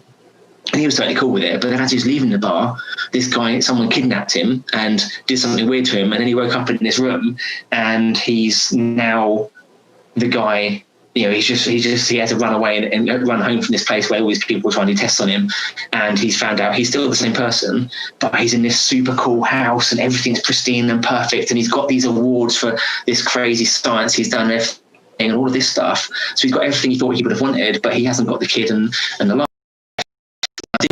I'm guessing, so I'm not read the rest of it, I think it's going to end up with kind of exploring which do you want. And I've thought about that myself. You see these people who are like super, super amazing at something, but how much do you have to give up to be super amazing at it? So would I want to be the best at something in the world, but not have the love of my life and not have my amazing daughter and friends and, whatever that you get from not having that and being able to do sports? So I do a lot of physical sports and stuff as well. If I didn't have time for all of that, but I would be the grand master at something. So I think it's a really, really hard one. So a bit of waffle, but fundamentally probably just keep doing what I was doing and maybe knuckle down a little bit harder so I got here a bit quicker. But my advice to everyone is do a lot of stuff.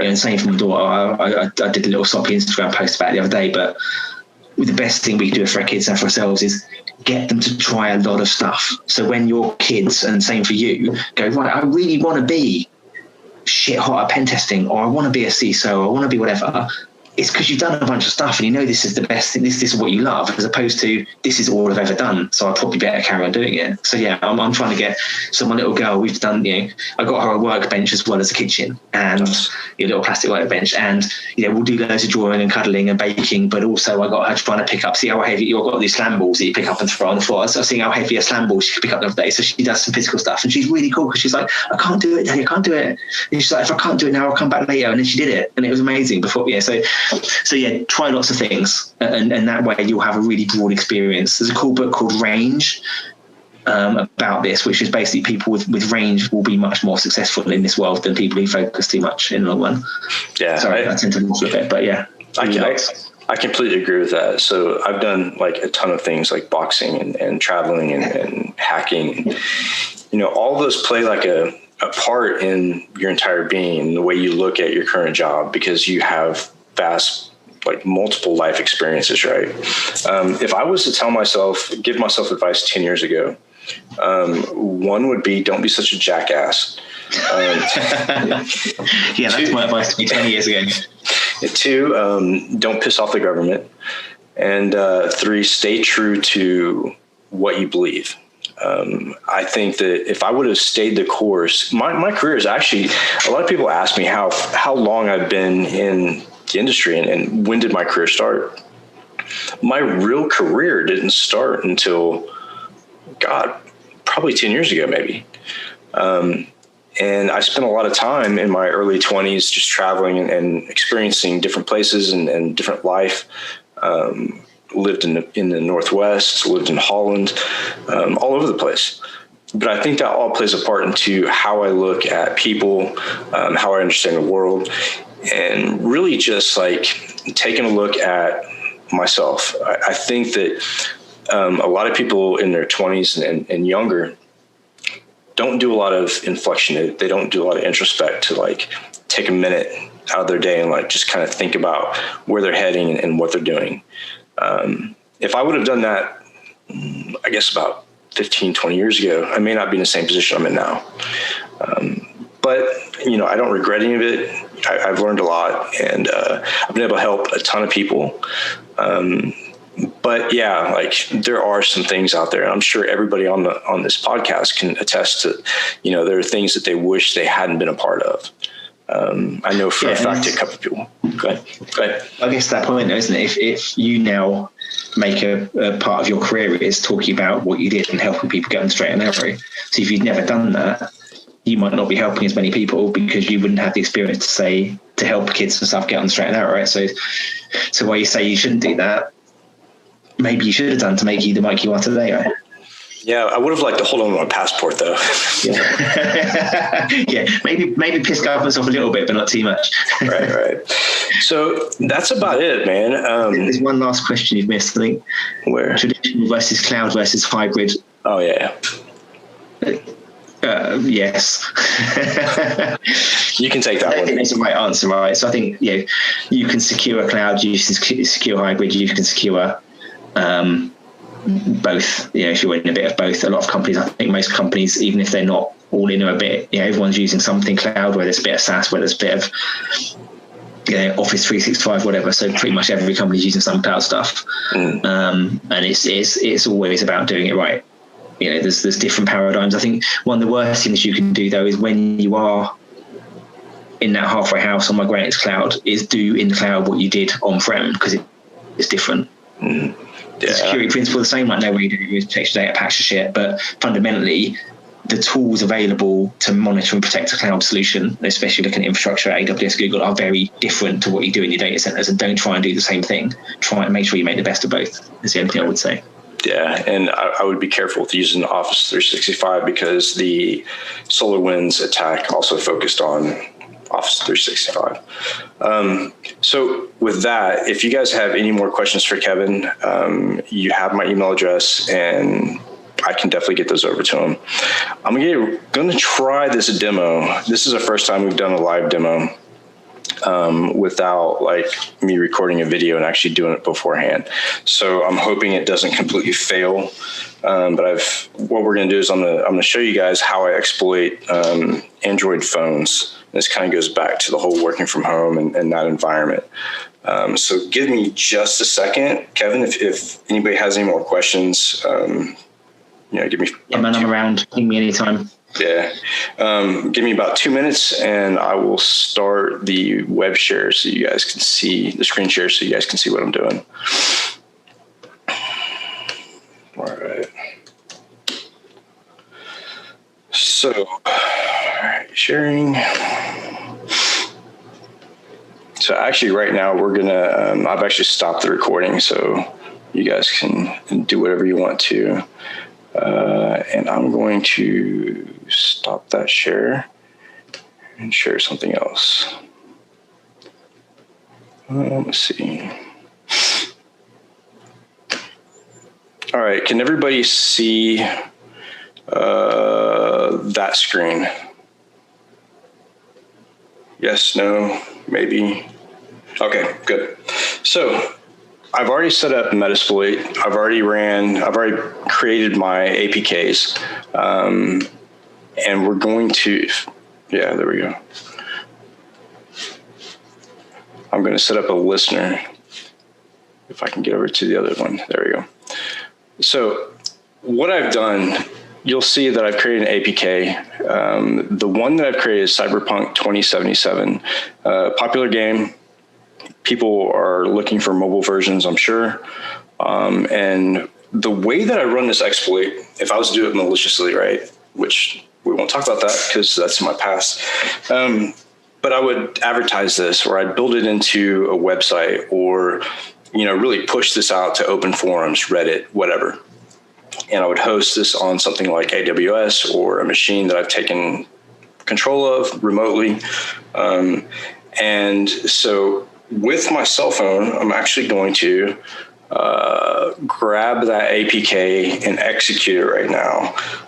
So you can see the effects and what happens once you do that. And I've actually ran this APK through an encryption device to kind of hide it and sign because the big thing is being able to sign the APK to make it look legit. So it's got a certificate. The cell phone obviously didn't stop the exploit or the APK. So at this point, I'm in the cell phone with this interpreter session. And so let's take a look at what we can do. So all of these, all the commands that are listed as far as, what you can do with a cell phone, screenshot, screen share. You can go actually into the file system. You can dump logs. You can dump SMS messages, phone calls, whatnot. So right now I'm going to try this with this window with a share. I can't promise it's going to work because it's video, but I'm going to stream the camera from the phone, which is not looking, there we go. It's very slow because I'm on a Wi-Fi that is a hotspot, but you can see what it can do. Given a better connection, whatnot, you could actually take a look at what was going on. So I'll stop that, hopefully. There we go. All right, so another thing you can do is geolocate. So with this function, you can set the geolocate to pull however many seconds or minutes or hours you want. So this comes in handy maybe if you exploit somebody's phone and you want to take a look at where they're going and kind of map it out, right? I'm going to do this, and it's going to give away my location. But at this point, everybody knows where I'm at anyways. So when you do the geolocate, it'll actually give you the lat and long. And if you have a Google API key, you can actually map that out. So imagine you run that, you pull it for every 30 seconds or whatever, and you can map out the direction and exactly where they're at. So let's do, let's do dump SMS. Let's look at some of the messages that are on that phone. So it saved it, and let's go take a look at those SMSs. This is one of my favorite exploits, and it's one of my favorite tools to use as far as breaking into stuff. So let's take a look.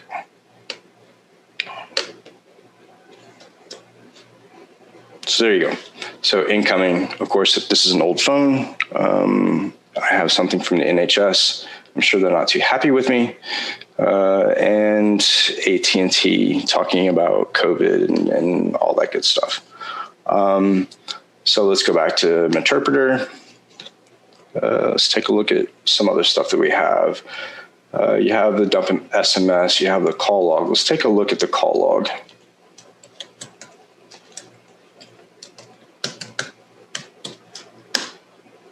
So we have the call log, copy and paste, and take a look at the details. Hopefully I didn't call anybody important.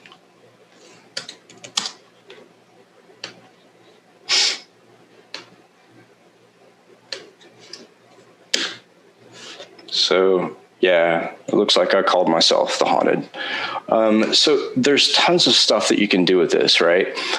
And I'm not going to tell you how to actually take this APK and put it through some encryption and add certificates.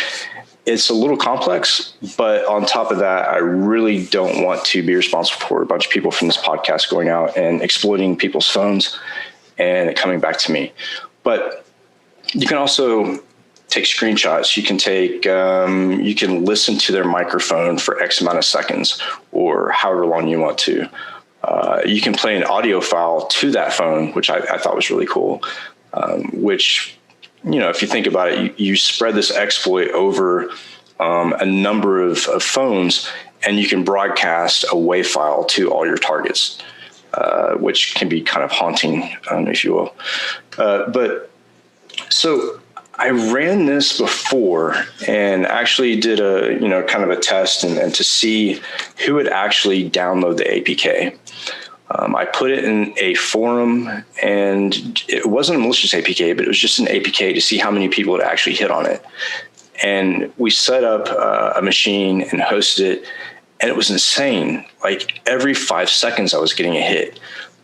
And, think about that as far as targets that are being exploited. And you could possibly own, an entire, a good majority of a service provider network and their phones just based on one APK that gets put on a website and people download. You can also monitor their screen with screen shares and stuff like that. The file system is very interesting.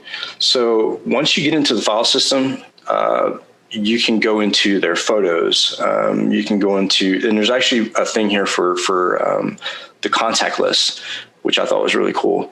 But you don't necessarily have to use an interpreter to do this. I would suggest that you guys take a look at different tools that you can use, different ways you can wrap the APK. So the big thing about the APK, so let's say you want to host this in the Google Play Store.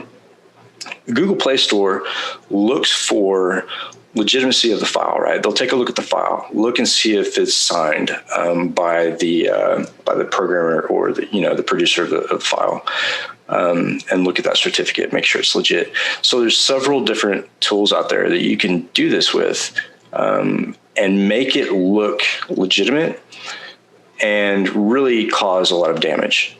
So in pen testing, we don't normally use these types of devices unless, they're asking for, a complete pen test with, we want to test people's cell phones, company phones, whatnot, see if they actually are vulnerable. And I can tell you that every Android device that I've tried this on has not stopped it.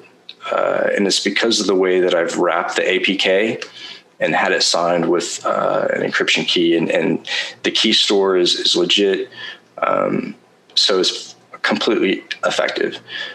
The only thing you have to be careful for is once they grab the APK, making it persistent, right? So let's say they lose their internet connection or they shut down their phone.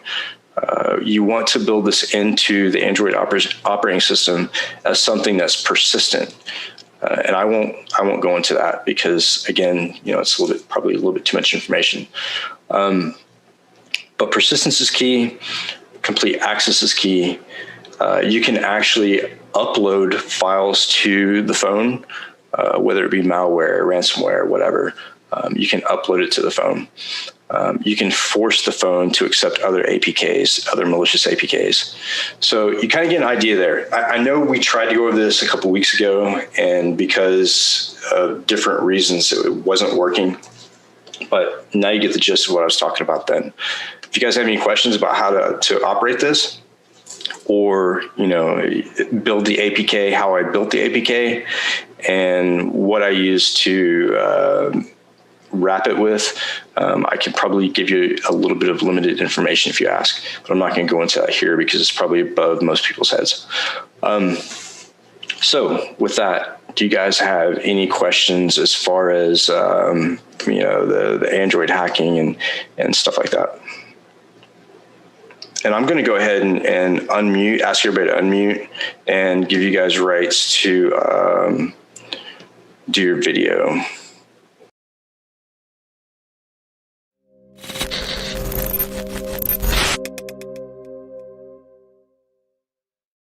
DevOps.com is the #1 online destination for DevOps education and community building. DevOps.com covers all aspects of DevOps, including DevOps best practices and tools, DevOps culture, DevSecOps, business impact, continuous testing, continuous delivery, and more.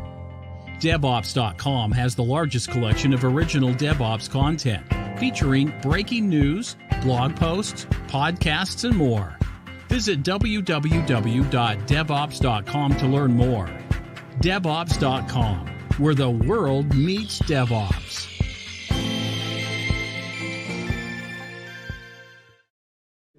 All right, welcome back. In today's Something Old segment, we have a recent conversation between Alex Hidalgo from Noble9 and Mitch Ashley from ASG from the DevOps Experience Virtual Summit.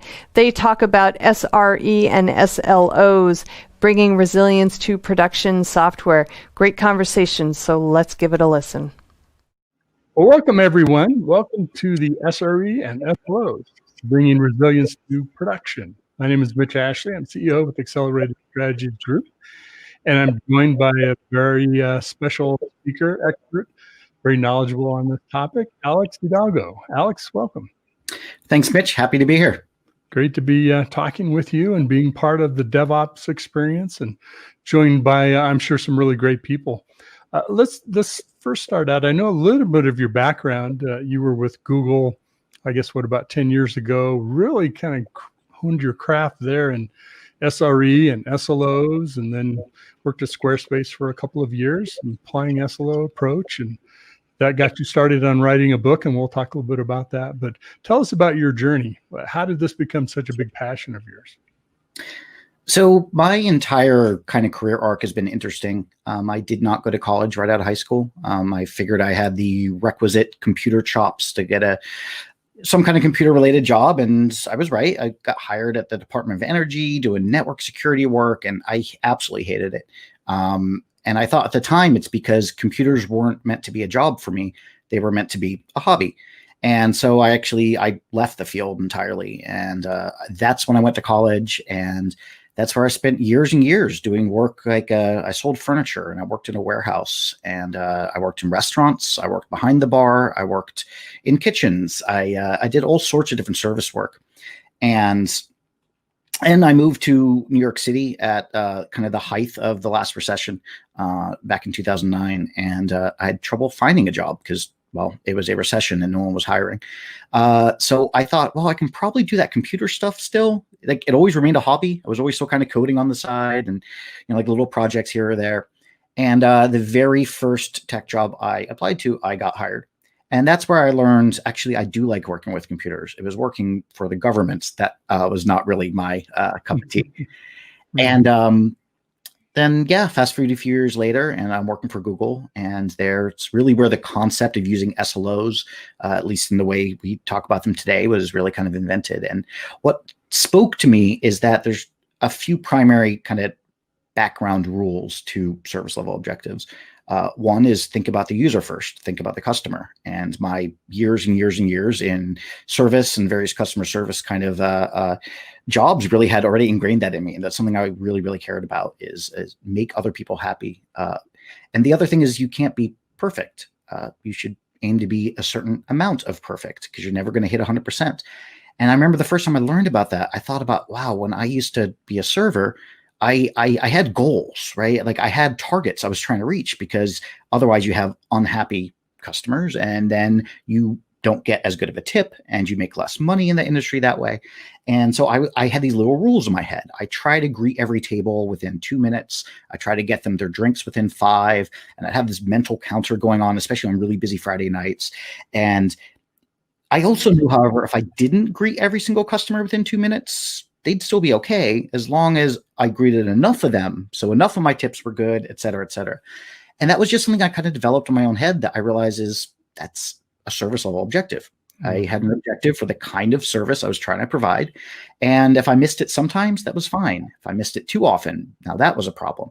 And that's exactly what SLOs are. They're just more mathematically intense and quantified in a different way. And they apply to computer services that sometimes have hundreds of thousands of users all across the planet, but the concepts are the same. Think about your users and be good enough, and don't try to kill yourself trying to be too good.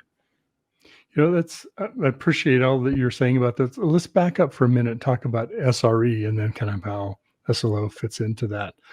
I think sort of the working definition, meaning there's often not a lot behind it, is give somebody who knows how to write or program a computer and put it in operations and make things better. A pretty crude definition, but put more meat on the bone for us, for folks that don't have a good grasp of what SRE is. So in my opinion, the way you formulate it there, that's exactly how it was originally expressed. That's how it was originally defined at Google. 16, 17 years ago now. But I believe the profession has really grown quite a bit and has changed quite a bit. And in my opinion, the most important part of what SRE do is they make good data-driven decisions. They collect data, they examine this data, they make a decision based upon the examination of the data, and then they go back and they measure some more. And then that just kind of repeats over and over and over again. And now sometimes that involves writing software, for sure, absolutely. And sometimes it involves purely operational tasks. It very often involves, social-human things where you need to go out and help convince people. I often tell people a good SRE is a good marketer. If you cannot go around and sell people on new ways of doing things, I don't know how successful you're always going to be. So there's a lot to be said there, but I do think that you need someone on your SRE team who can code, and I do think it's a big part of it. But I'm not sure in 2020 for every organization if it truly still means the original Google definition, which is take software engineers and ask them to solve operational problems. It's interesting to describe it as marketing. It's almost the skill of persuasion, right? You want to advocate for a problem that we want to solve a certain way, which may have implications to changes in how we operate or processes or whatever it might be. And, it's more than just explaining it. It's getting people behind the idea to help implement that change. Sure. Yeah. I don't mean marketing in some kind of sleazy salesman way where you're trying to pull a fast one on someone. It's not, selling snake oil, but you need to know how to go to people and how to convince people.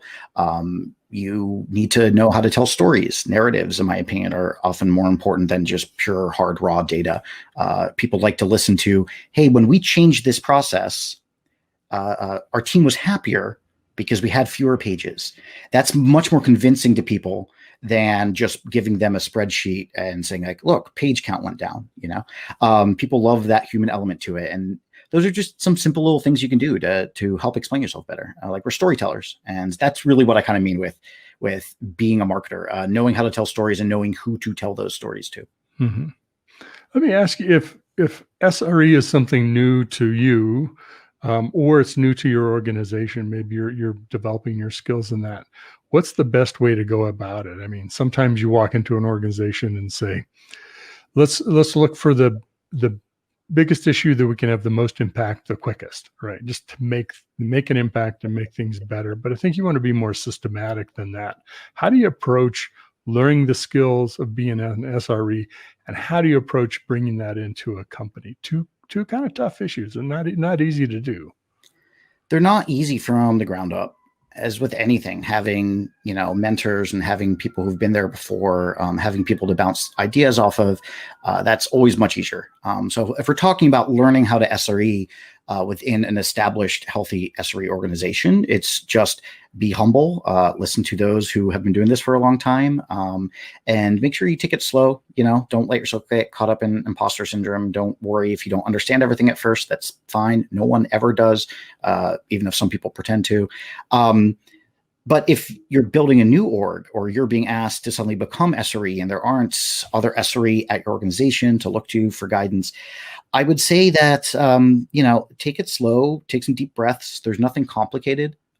Sometimes the discipline is seen as this, you have to be a master of all trades and you have to know so many different things. And, oh God, I've never coded. I'm just a systems person, or I've never touched a system. I'm just a coding person. These things are all so interrelated. You just may not know. And that's totally fine. Give yourself time to learn, give your organization time to learn. There are tons of great resources out there, from, like the Google Books to a million blog posts to, I cannot tell you how many amazing senior SRE have public office hours, even, that you can just go schedule some time and ask some questions, and don't be afraid to do that. Much like DevOps, SRE culturally is built entirely around people. We want to help each other. We want to be there for each other. And I think that, don't hesitate to reach out. Ask questions online, on Twitter, find people. They'll be more than happy to help you if you really feel like you're stuck. It's amazing the amount of resources available today compared to when it wasn't brand new 10 years ago, but it's certainly advanced in that relatively short period of time. Yeah, absolutely. When I started as an SRE at Google, I didn't even really know what it was. Because I was at a company and I was acquired, and at that company we were doing DevOps. We in the sense that we were part of the chef community and went to ChefConf, which is probably that's what DevOps meant to me. And then something I was at Google and my title was SRE. But I was still maintaining the same systems, right? It took us several years to actually integrate everything for me to actually join an actual SRE team, let's say. And so, it took me years to really pick up on what the discipline actually is. And that's totally fine. But as you said, there weren't really many resources out about SRE specifically, because at the time, Google was still very secretive. The Google post SRE book versus pre, the Google that is pushing their cloud product versus the one that wasn't. They're very different companies in terms of what they talk about externally, and SRE is definitely a huge part of that. Talk a little bit about the intersection of you as an individual, maybe wanting to do SRE, and talking to management. let's say within an operations group, we want to bring this in. We'd like to start doing SRE, or maybe take our SRE that we already active in and take it to the next level. What are the things that are really convincing to someone in a management role about SRE and why they want to sponsor, take on, support that kind of activity? Well, I think first off, there's just the fact that it is such a hot buzzword that I feel like a lot of leaders want it without even knowing what it is. Yeah, the shiny object syndrome. Right.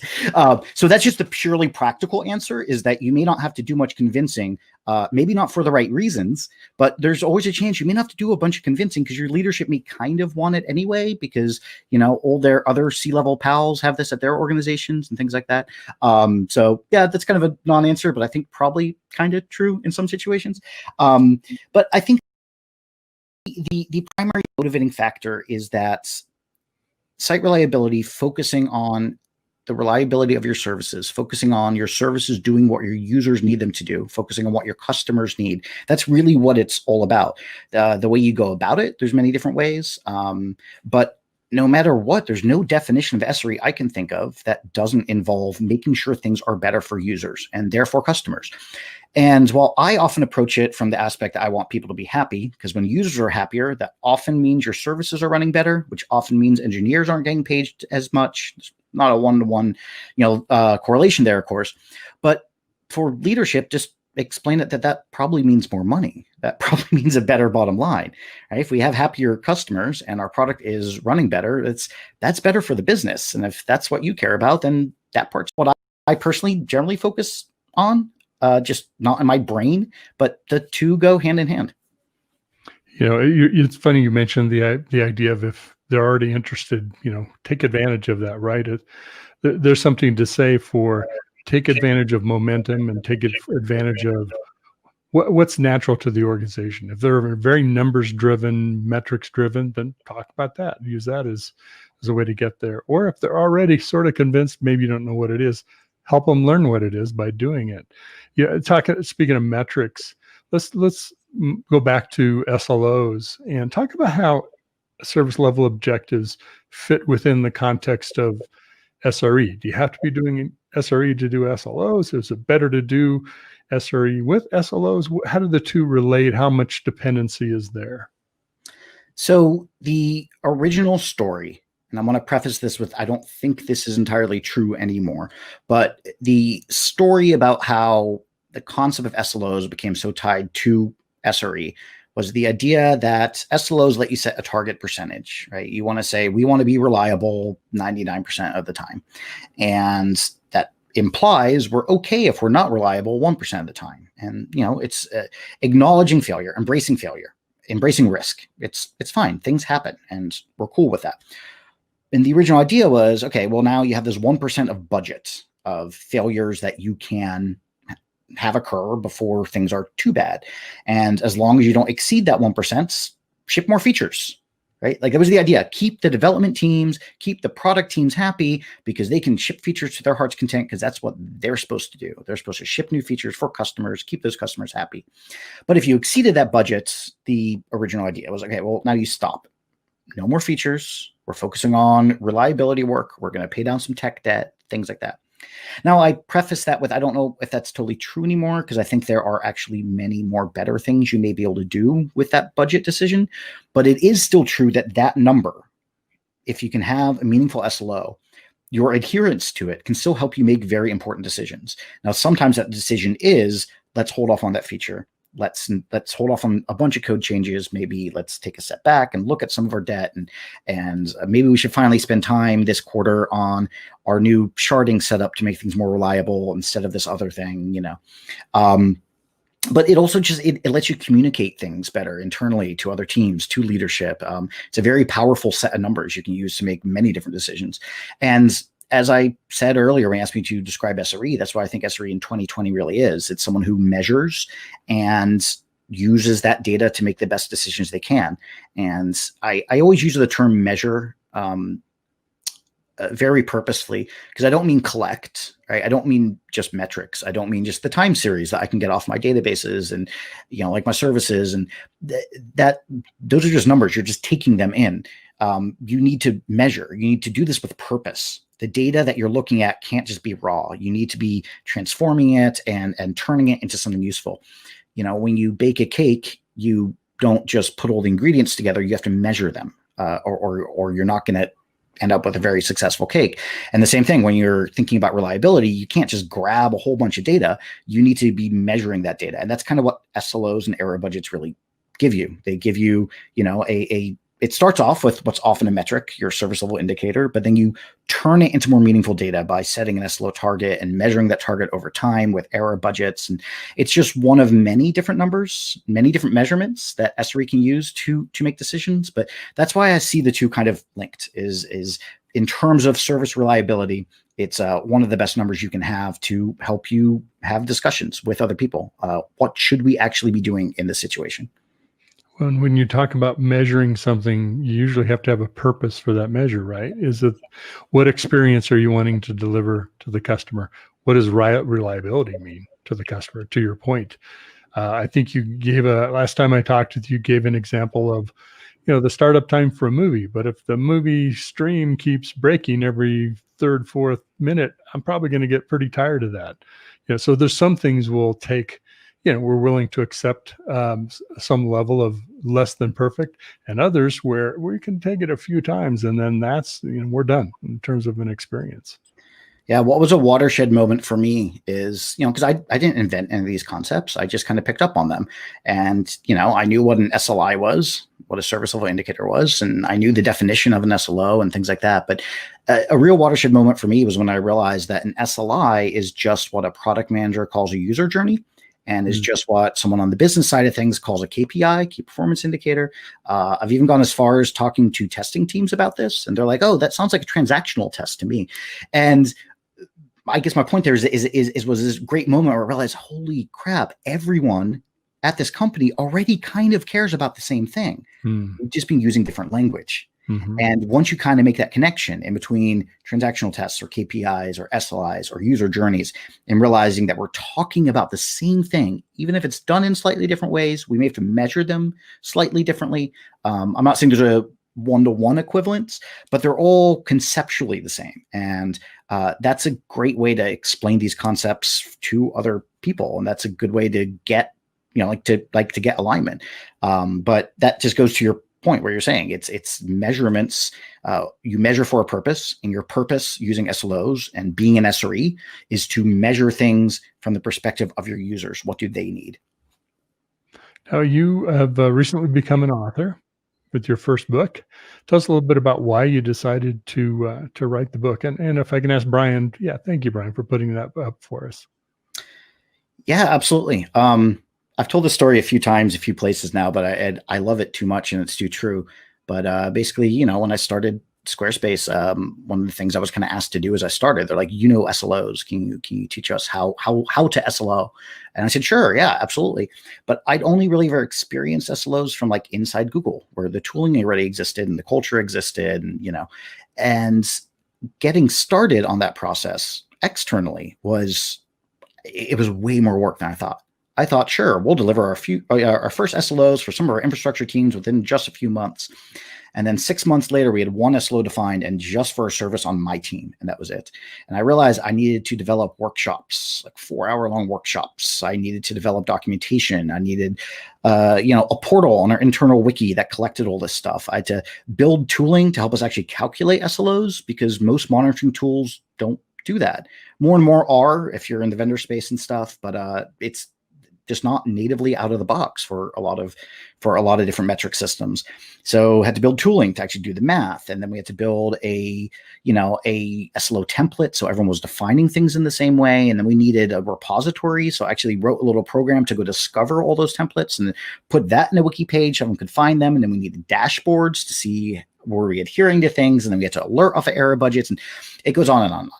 And it's fine. I was enjoying this work, but especially those workshops just took a lot out of me. When you're doing a 4-hour workshop once a week for weeks and weeks and weeks on end, you're saying the same thing over and over and over again, basically.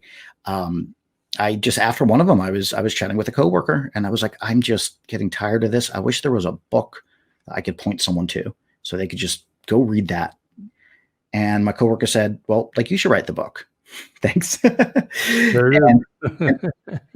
And I said, no, a real expert needs to write it. And he said, you are the expert. And I just kind of, I lost it because I then realized that he may be right. I didn't want to know that, but I was now writing a book. And so that's how that kind of got started. It was just, in a way, it was a selfish way to, it started off as a selfish way to share everything I'd learned over the years in an easier manner that wasn't as taxing on me. Now, it turns out writing a book is even more taxing in many different ways. And it turns out that the number of things I learned while writing the book was actually maybe even more than I thought was going to go into the work when I first started. So it was a whole experience, but that's kind of the story of how it got started. I personally wanted one to exist, and I accidentally got tricked into being convinced that I was the one that should actually do the writing. It's interesting writing something down as well as you might be able, good as you might be able at explaining something. Putting that into writing that's very hard. It's kind of, how they say simple is hard, making it understandable. I'm sure that was a journey you went through in writing your book. True.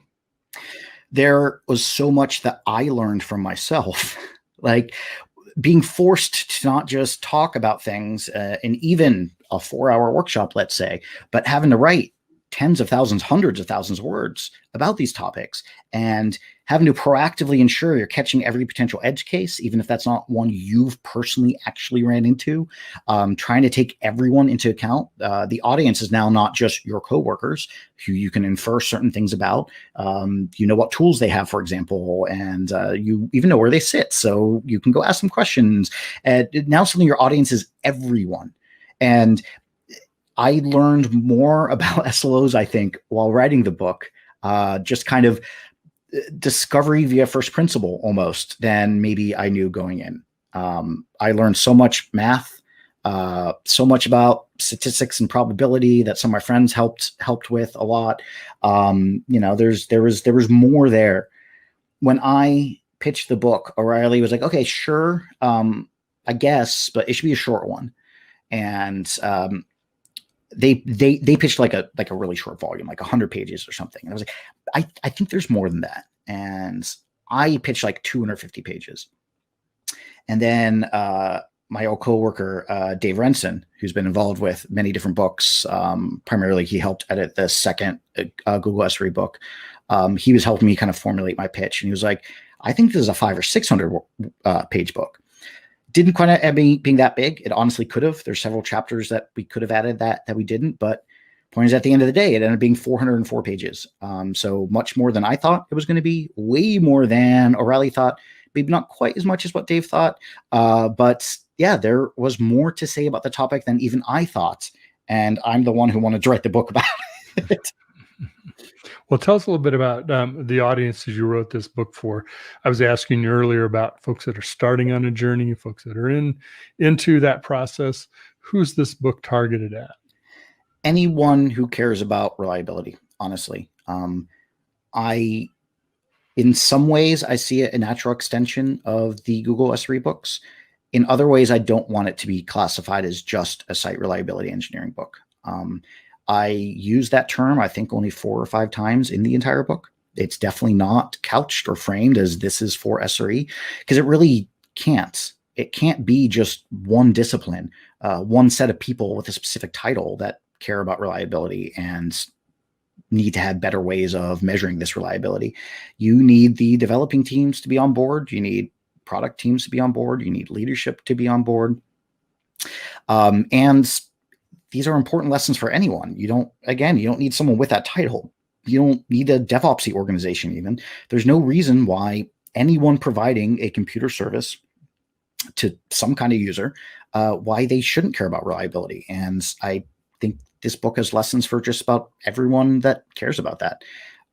So yeah, it's kind of an SRE book. I'm sure it'll be purchased by more SRE types, more DevOps types than other people. But again, I very explicitly wanted it to be accessible and acceptable to anyone working in the tech industry at all. And I'd even venture that some of the lessons are applicable to people who don't work with computers at all. Well, usually the title or the subtitle gives things away about kind of what you're about, what you're trying to say. In this case, your book title is Implementing Service Level Objectives, but the subtitle is A Practical Guide to SLIOs, sorry. Excuse me, I can't say it. SLIs, SLOs, and error budgets. So tell me about error budgets. We haven't talked about that. So error budgets are it's just measuring your SLO over time. So whereas an SLO gives you a target percentage, right? So like an SLI is a purposeful, meaningful measurement of your user experience. And an SLO is a target for how often you need that experience to be good for your users to be happy with you. How often can you fail? And that's kind of what an error budget is. It's the amount of time you can fail, the amount of times you can fail, depending on how you want to measure it. But it's exactly that. It's a budget of errors. It's a budget of failure. That number is generally measured over a time window. So it makes it easier to say, instead of, are we currently being 99% reliable? How reliable were we over the last 30 days? And what does that mean for us? What does it mean that in the month of September, we didn't hit our 99% target? Does that mean something's wrong? Do we need to fix stuff? Is it terrible? Is it an all hands on deck situation? Did we just incur a single black swan event and actually it's not a big deal? Is our measurement wrong? Maybe users were still happy and we were only 98% reliable, and maybe that's all we should be aiming for. But that's what an error budget is it's a measurement of your reliability over time that you can then use to kind of try to bring better focus about your work. I'm curious, when we're just about to the top of the hour here with our time, if you reflect back when you started your journey into SRE and into SLOs, what do you wish you knew then that you know now? Well, a ton of stuff, because I'm starting to get old. So I've been doing this for a while. But I think the number one thing, honestly, is that you can overcome imposter syndrome and you can learn to be the best that you can be, even if you don't have a comp sci degree or a master's degree. Even if you go into things, I'm entirely self-taught. I studied philosophy and history and writing in college. Computers are always just a hobby for me. And let me tell you, when you start at a company like Google with literally some of the most accomplished, intelligent people on the planet, you can turn a corner and run right into someone with a Wikipedia page who invented some famous algorithm, or that can be intimidating at first, and it was for a long time, and it is for a lot of people. But I don't know how long it took for me to realize that one day I wouldn't feel that way anymore. And having known from the onset that, yeah, it might take you a while and it might take you some hard work, but knowing from the onset, Alex, you'll get there one day. One day you'll feel certain of yourself. One day other people will go to you for advice as opposed to the other way around. If I had known that somehow at the beginning of my journey 10 years ago, I think that would have been like a healing salve. It's interesting. Even I've worked in a research environment similar to that, where if your plan is to be the smartest person in the room, you better pick up a different plan. and even the experts believe that. They know they're not going to be the smartest person in the room because everybody's smart about something, right? They're all an expert in similar, maybe very different areas. So don't worry about it, right? We've all got something to contribute.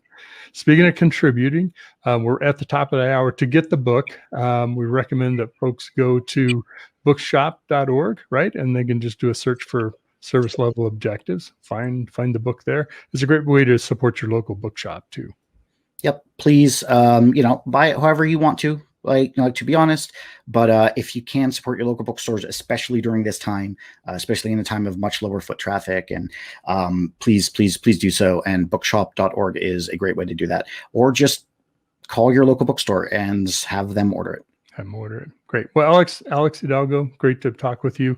Wish you the best at your new role at Noble 9, and thank you for everyone that joined us today. Thank you so much for having me, Mitch. Hiring great DevOps and cyber talent is a huge challenge for technical teams. Cloud transformation is driving demand higher. You've tried doing it yourself. Job boards, LinkedIn, didn't work. Recruiters are an option, but who do you trust and not waste your time and money? RecruitOps is the new way to source engineering talent. From MediaOps, the people behind DevOps.com, Security Boulevard, Container Journal, and more. We sit right in the middle of the hottest positions in Dev, Sec, and Ops, and the brightest minds in the field. If you're looking for a great position or the talent to fill it, we can help you. Trust us, risk-free. First up on DevOps.com, we have an article that looks at security vulnerabilities and the role of vulnerability management for different types of artifacts in a CI/CD pipeline. It's a primer of sorts for organizations that perhaps have not made security part of their DevOps process, or even considered that security should be part of the DevOps process. This article covers what a security vulnerability is, some of the ways that organizations can effectively manage security vulnerabilities, and the importance of adding security practices to CI/CD processes.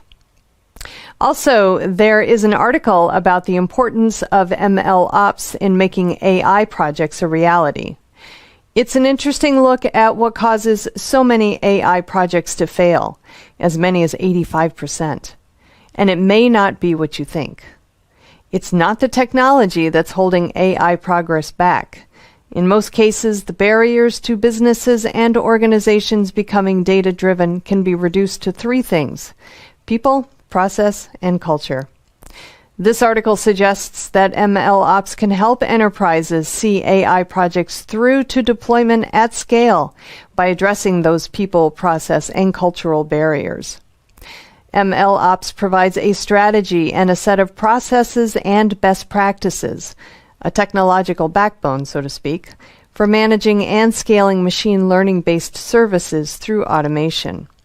It also provides for seamless collaboration between the data science teams that are responsible for generating models with the teams that are accountable for running the services in production environments.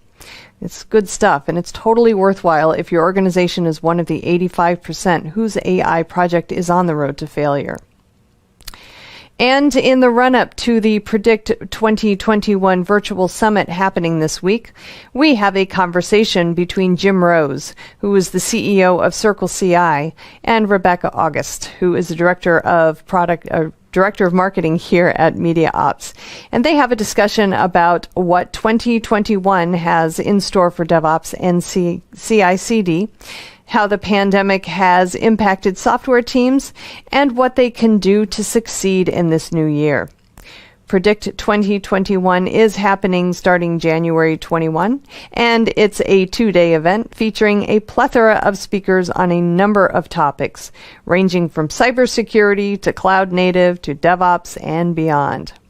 I'm looking forward to hearing what the collective brain power will be sharing.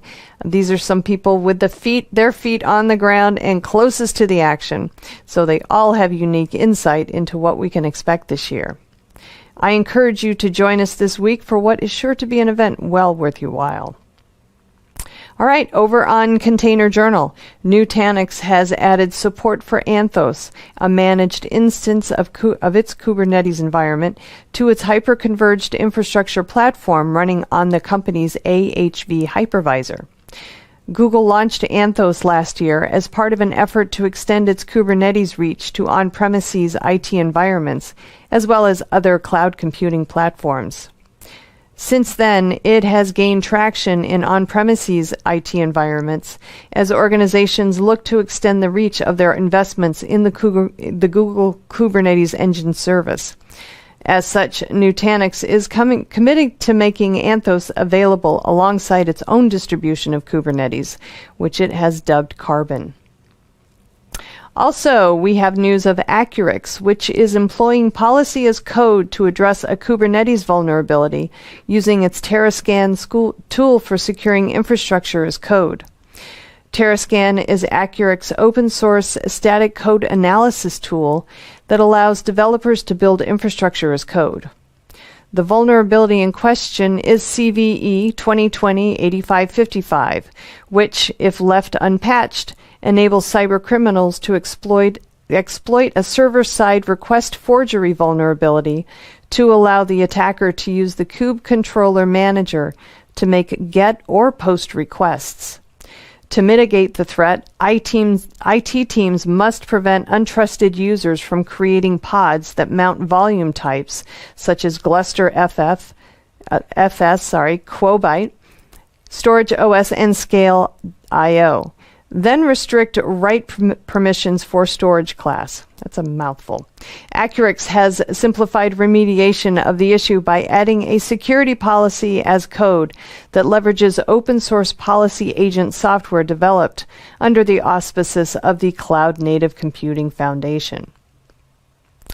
All right, over on Security Boulevard, we have an article that looks at the challenges in managing identities and entitlements to secure the public cloud. The push to digital transformation in response to the COVID-19 pandemic has literally blurred the lines between the public cloud and the internal network, which creates a much more complex environment that organizations are still struggling to secure. One particularly troublesome area is managing identities and entitlements.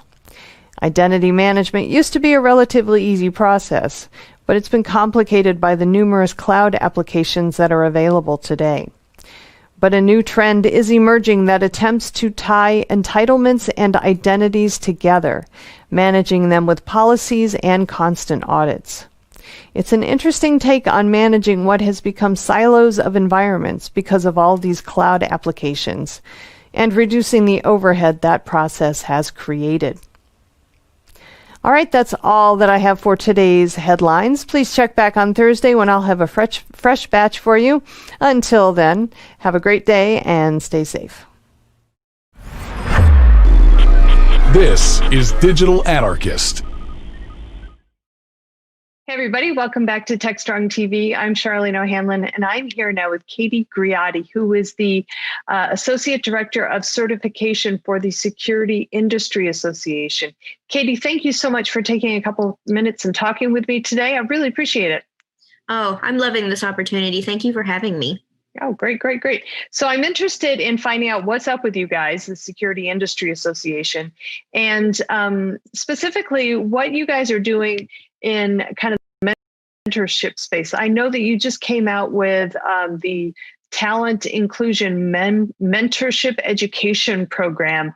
So I'd love to hear about that. And then we could talk a little bit more about trends in kind of the ongoing continuing education sector, if you will, in cybersecurity. But first, why don't you tell me a little bit about SIA and then tell me about the TIME program? Of course. So the Security Industry Association is, of course, an association, a trade association that represents the physical security industry, as well as the cyber, since everything is coming together all into one more and more these days.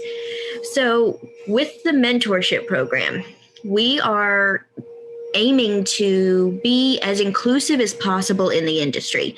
We want to see somebody that represents every identity, whether that be race, religion, preference, however you want to look at that. We want that to be represented when you walk into a trade show. So the goal is to have all of these wonderful, experienced security professionals come in and assist with giving leadership skills and creating connections with the diverse population of young professionals that we're seeing. And our RISE program, which sponsors the TIME program, the TIME mentorship program, we're about 800 strong. And diversity within the program is astounding. It's not what you're used to seeing. And so we really want to capitalize on the opportunity to make sure that these individuals are making security a career. So, it's interesting that you say, it's not what you would expect as far as, the makeup of your members in your membership ranks, because obviously when you think about security, especially cybersecurity, you kind of think of these guys in hoodies, and, they're sitting in basements or whatever, and they're hacking and they're doing their thing. But you're saying that there's a growing number of, females in cybersecurity, or people of different nationalities, or how would you kind of describe the makeup these days? Well, the young professional group it's all over the place. We're almost seeing equal numbers of women in our young professionals group as men, which is Great. definitely different than what we've seen before. But we're also seeing a lot of people of color, which is wonderful because there's something to learn from every single person in the industry. And I think diversifying amongst the ranks is what's going to help advance it. So it's become part of SIA's mission and RISE to really ensure that is the representation that the industry is putting forward. So is this the first mentorship of its kind that SIA has, or SIA has initiated before, or have you guys had other mentorship programs? This is the first formalized mentorship program that SIA has done. Now, there are other organizations such as ASIS or ASIS that have had formal mentorship programs, but this is the first of its kind for SIA. We are definitely, it was the time. You can see, I mean, the social movement and everything like that. We want to make sure that our organization and the industry are moving forward and doing what's best. And this is our way of really trying to do that. Excellent. So how are you hooking up folks within the mentorship program? I mean, do you have, is it just kind of like, throw a name in a hat, basically? And it's like, hey, you get this person, and hey, you get that person, or how are you guys going about doing that? As interesting as that would be, we are. Can you imagine? We'd probably get complaints, but we just put out a call for mentors. So first and foremost, we want to see which industry professionals, and they can be young professionals, young professionals for us is 40 and under. So you could have spent a solid 10 or 15 years in the industry and still be a young professional. But any industry professional that's interested, you fill out our application form. And from that, we also have a headshot. And what we're going to do is we put that on the website, and it's going to allow for mentees. And the first call for mentees will be in February. But they're going to be able to scroll through the profiles and see their hobbies, their work ethic, what area of the industry they're working in, and their specialties. And based on that, they are going to be able to give us a top 3 of their choice, which is going to obviously assist us in the matching process. But mentorship programs are hands down more successful when the mentee feels like they have a say in who they get matched with. So that was a major priority for us. Interesting. Okay. So our geographic regions, anything like that, is that part of the kind of, I don't want to say criteria, but is that kind of part of the matching process that you guys kind of maybe create a funnel, if you will, of potential mentors and mentees that, based on, certain criteria such as geographic regions? It's definitely an option. So when we ask the mentors, they provide their geographic area as well as their preferred mode of communication with their mentee. And of course, right now that's kind of limited. They can't really go meet in person very, very willingly. And we wouldn't want that either, but it is an option. And then on the mentee side, we get to say, what is your ideal mentor?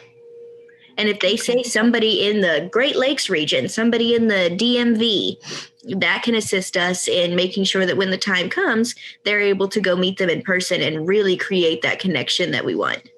Okay. All right, great. So what ultimately do you guys hope to achieve with this, with the mentorship program and creating something that is as diverse as hopefully it is? Ultimately, we would love to see diversity amongst the ranks in management within these large companies, within smaller companies. We just want to make sure that the effort for representation is being made. And we'd also like to create a long-lasting community. We want there to be communication between the newbie and somebody who is middle, upper management. And then hopefully those who are mentored come back and be our mentors so that this can be something that really filters through the industry. That's great. I really like the idea of a mentorship program to begin with, but having perhaps folks who have been in the industry for a while hooking up with perhaps people who they might not have associated with in the past, just because of the profile, the stereotype or stereotypical security person, maybe they would not have socialized with a particular person unless they absolutely had to. So having this mentorship person, I would imagine, is definitely an educational experience for both the mentee and the mentor. So I think you guys are doing some great stuff. Let's circle back in, 6, 8 months, 9 months. Let's talk about it again, see how things are going, since it sounds like you guys are just getting the wheels off the ground right now. We would love that. And our first term, like the first mentoring term, will begin in May. So the matching process will begin right after the new year. So we're very excited. Excellent. Well, if folks are interested in taking part either as a mentor or a mentee, is there still time for them to get involved? Oh, absolutely. So the cutoff for the mentor applications is mid-January. And then we'll open up the mentee applications mid-February. Okay. So that we have time to get our matching situated by May. And are there any particular requirements to be a mentee? To be a mentee, no. To be a mentor, we would prefer you be a SIA member, but we want to welcome all people in the industry to become mentees. The whole point of the program is inclusion. We want to see you stay in this field. What about high schoolers or folks who are just, really, really young, but are super, super interested in the security sector? I mean, would you even go as far as to open it up to them as well? Or would you prefer that people already be in the industry or just starting out in the industry? We've absolutely considered those options. And that is something we will probably integrate into the program after the first year, just so that we can learn from our first year and where we can build. But SIA has an incredible outreach program through what they call FAST. And so we're doing college outreach, high school outreach, HBCU outreach. Okay. So we are definitely making it an effort to make it so that there is a pipeline from high school to college to young professionals. It's definitely a mission for SIA, and we would love to make it so that the mentorship program reaches them as well. Excellent. Well, Katie, thanks for taking the time and walking me through it. I wish you guys the best of luck with this program. I think it's a great idea, and I think it's going to be very well received in the industry, especially to your point, as we see more diversity and inclusiveness in the security sector.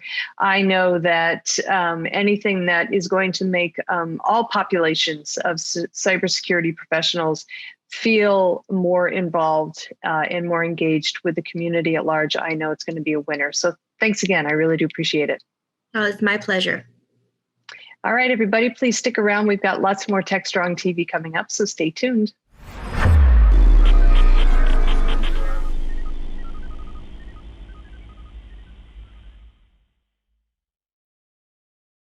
Hey everybody, happy Tuesday. This is Charlene O'Hanlon, and I am here with the webinars preview for Tuesday, January 19th. As always, we have a number of webinars coming up on DevOps.com, Security Boulevard, and Container Journal. I wanted to let you know about 3 that are happening very, very soon in the hopes that you can set your calendar and join us. The first one is happening on DevOps.com. It is called Shift Left with Nginx Layer 7 Security. It is happening today, or should I say tonight, actually. It's happening tonight at January 19th at 10 p.m. Eastern on DevOps.com. This one is sponsored by Nginx, which is part of F5. So I'm actually moderating this webinar, so I hope everybody can stay up and watch the webinar with me. We're going to take a look at security from the DevOps in the DevOps process, including some of the best practices to defend web and layer 7 applications against many, many different application attacks, such as XSS, SQL injections, threat campaigns, and others.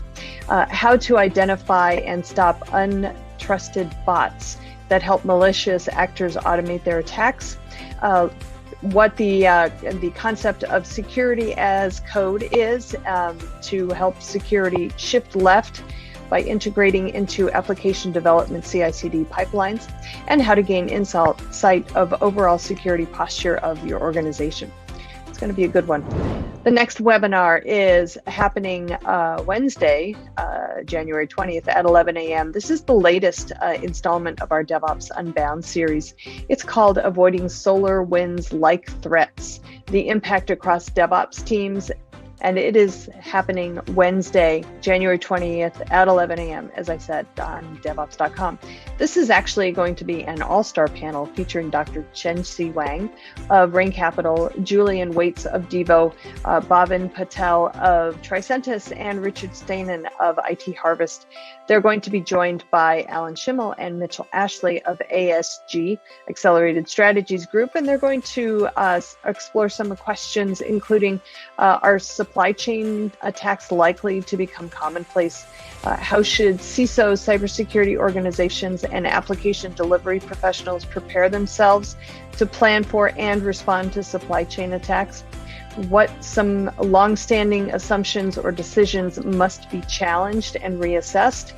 And will suppliers be required to disclose or validate supply chain security measures due to contractual requirements or potential future government regulation? It's going to be a really, really interesting conversation. So I highly recommend, if you've got the time, please join us for that webinar. Again, that one is happening Wednesday, January 20th at 11 a.m. Eastern on DevOps.com. Okay, the final one today is called 2021 Open Source Governance Top 10 Trends and Predictions, happening Wednesday at 1 p.m., January 20th at 1 p.m. Eastern on DevOps.com. It's sponsored by Revenera. During this webinar, Alex Ryback, who is the Director of Product Management at Revenera, and Russ Ealing, who is the founder and CEO of OSS Engineering Consultants, share their top 10 open source usage, license compliance, and security insights for 2021. They're going to explore some topics, including where the adoption of shift left is headed and the decisions organizations will face moving forward, the impact of a lack of software developer security training relative to pandemic fallout, the broader role of the engineering team in open source management and governance, and the expanding role and impact of open source marketplaces such as GitHub. There'll be more as well. Lots of really, really great stuff that will be covered in this webinar. So definitely, if you can, please check out that webinar. All right, that's it for today's webinar preview. Check back on Thursday when I'll have a fresh batch for you. Until then, stay safe. All right, rounding out today's TechStrong TV is a conversation with Mitch Ashley of ASG in his Analyst Corner segment. He discusses the combined role of the CTO, CIO, and CISO in the era of low code and no code. So let's give this a listen.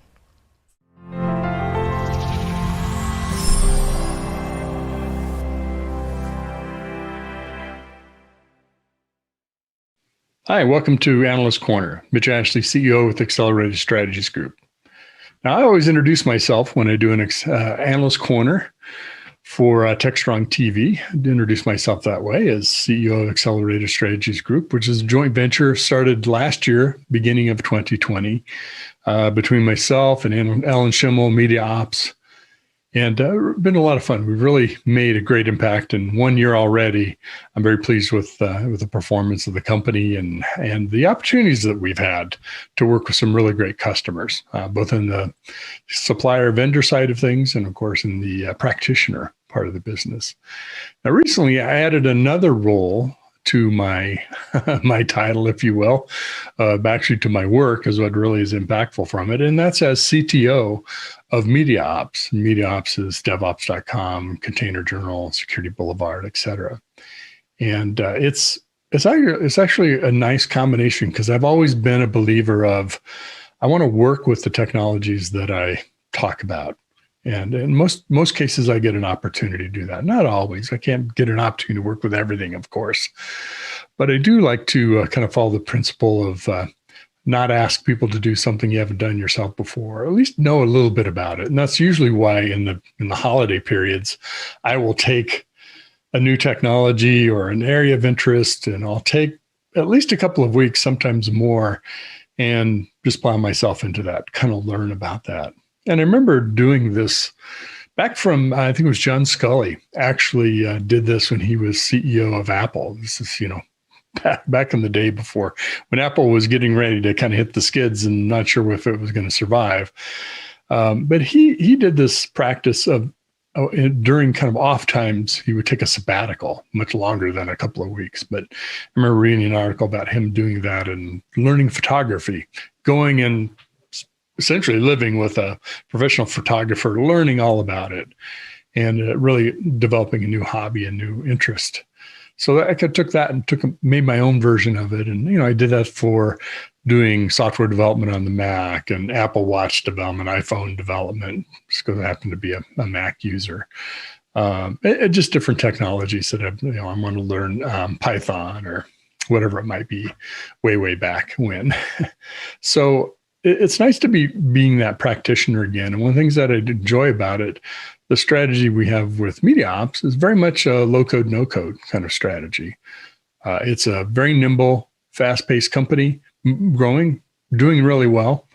And in my role as CTO there, I oversee all the technologies that we use, whether it be collaboration tools to, the web platforms and delivery platforms that we have behind it, all kinds of good things. So it's a great chance to kind of practice what I preach. And it's nice to be able to really apply as much as I can the low code, no code philosophy. So sometimes there's unintended consequences of things that you do. And sometimes they're good, sometimes they're not good. This happens to be a good one.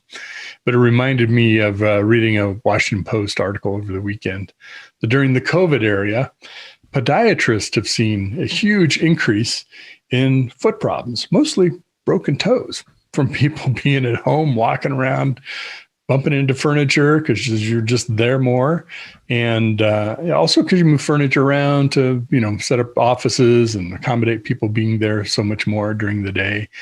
And of course, that's not a great consequence, unintended consequence, but it is one.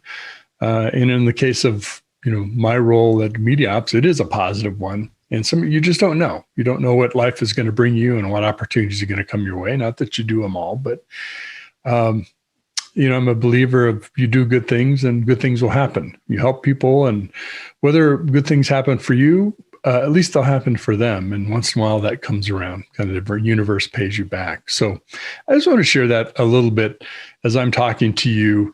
I've spent my career maybe 50-50 on the product side, whether it be security or SaaS or cloud or early internet software networks. And on the other side, being a practitioner, CIO. I guess the last CIO job that I had was, early 2010 to 15, so 5 years or so. And now I'm kind of back and having the dual role actually at the same time instead of one or the other. So it's not unlike being in a product company where you're CTO, but you're really CTO, CIO, CISO. And that's very much true in this case. So I'm learning right along with you and applying many of the things that we're talking about here, sometimes more directly, but at least we have an opportunity to kind of keep our hands in the pie if you're interested in and working alongside with you. So I hope that'll give me some new insights or ideas or maybe questions to share with you as part of Analyst Corner. And as we work with our customers, because I'm still running the analyst business as well, which means you'll see a lot more things from other Accelerated Strategies Group analysts being produced in addition to the work that I've done prior. So thank you for listening. We appreciate you tuning in. And I look forward to sharing more with you over time. Thanks to all the folks on LinkedIn who reached out and said congratulations. I always appreciate having new folks join and reconnecting with some old friends. And that's happened too. So it's great to be part of this network. So have a good day and we'll talk to you again soon.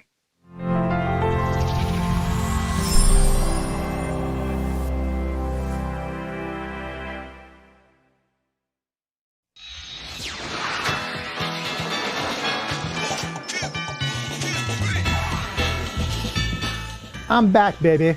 You know who I am. And if you don't, you can kiss my shiny metal ass. Yeah, 2020 has been a jerk of a year, but thanks to Mom, us robots are immune from COVID. But what about 2021? What it does hold in store for DevOps, digital transformation, cyber, and cloud native.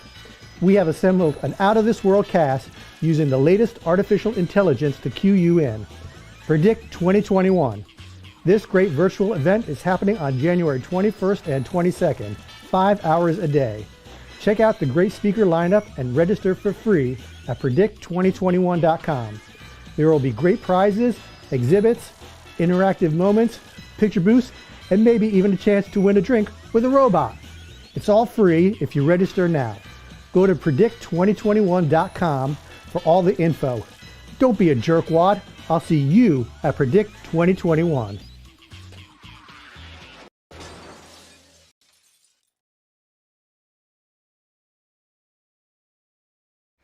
All right, everybody, that wraps another episode of TechStrong TV. I am so glad you had the time to sit and watch the interviews today and join us for what I thought was an amazing lineup of interviews, and I hope you got as much out of it as I did. We'll have another fresh episode for you on Thursday, which is also the first day of our Predict 2021 virtual summit. So if you have not signed up yet for it, please do. Just go to predict2021.com and you can take a look at the agenda and register there.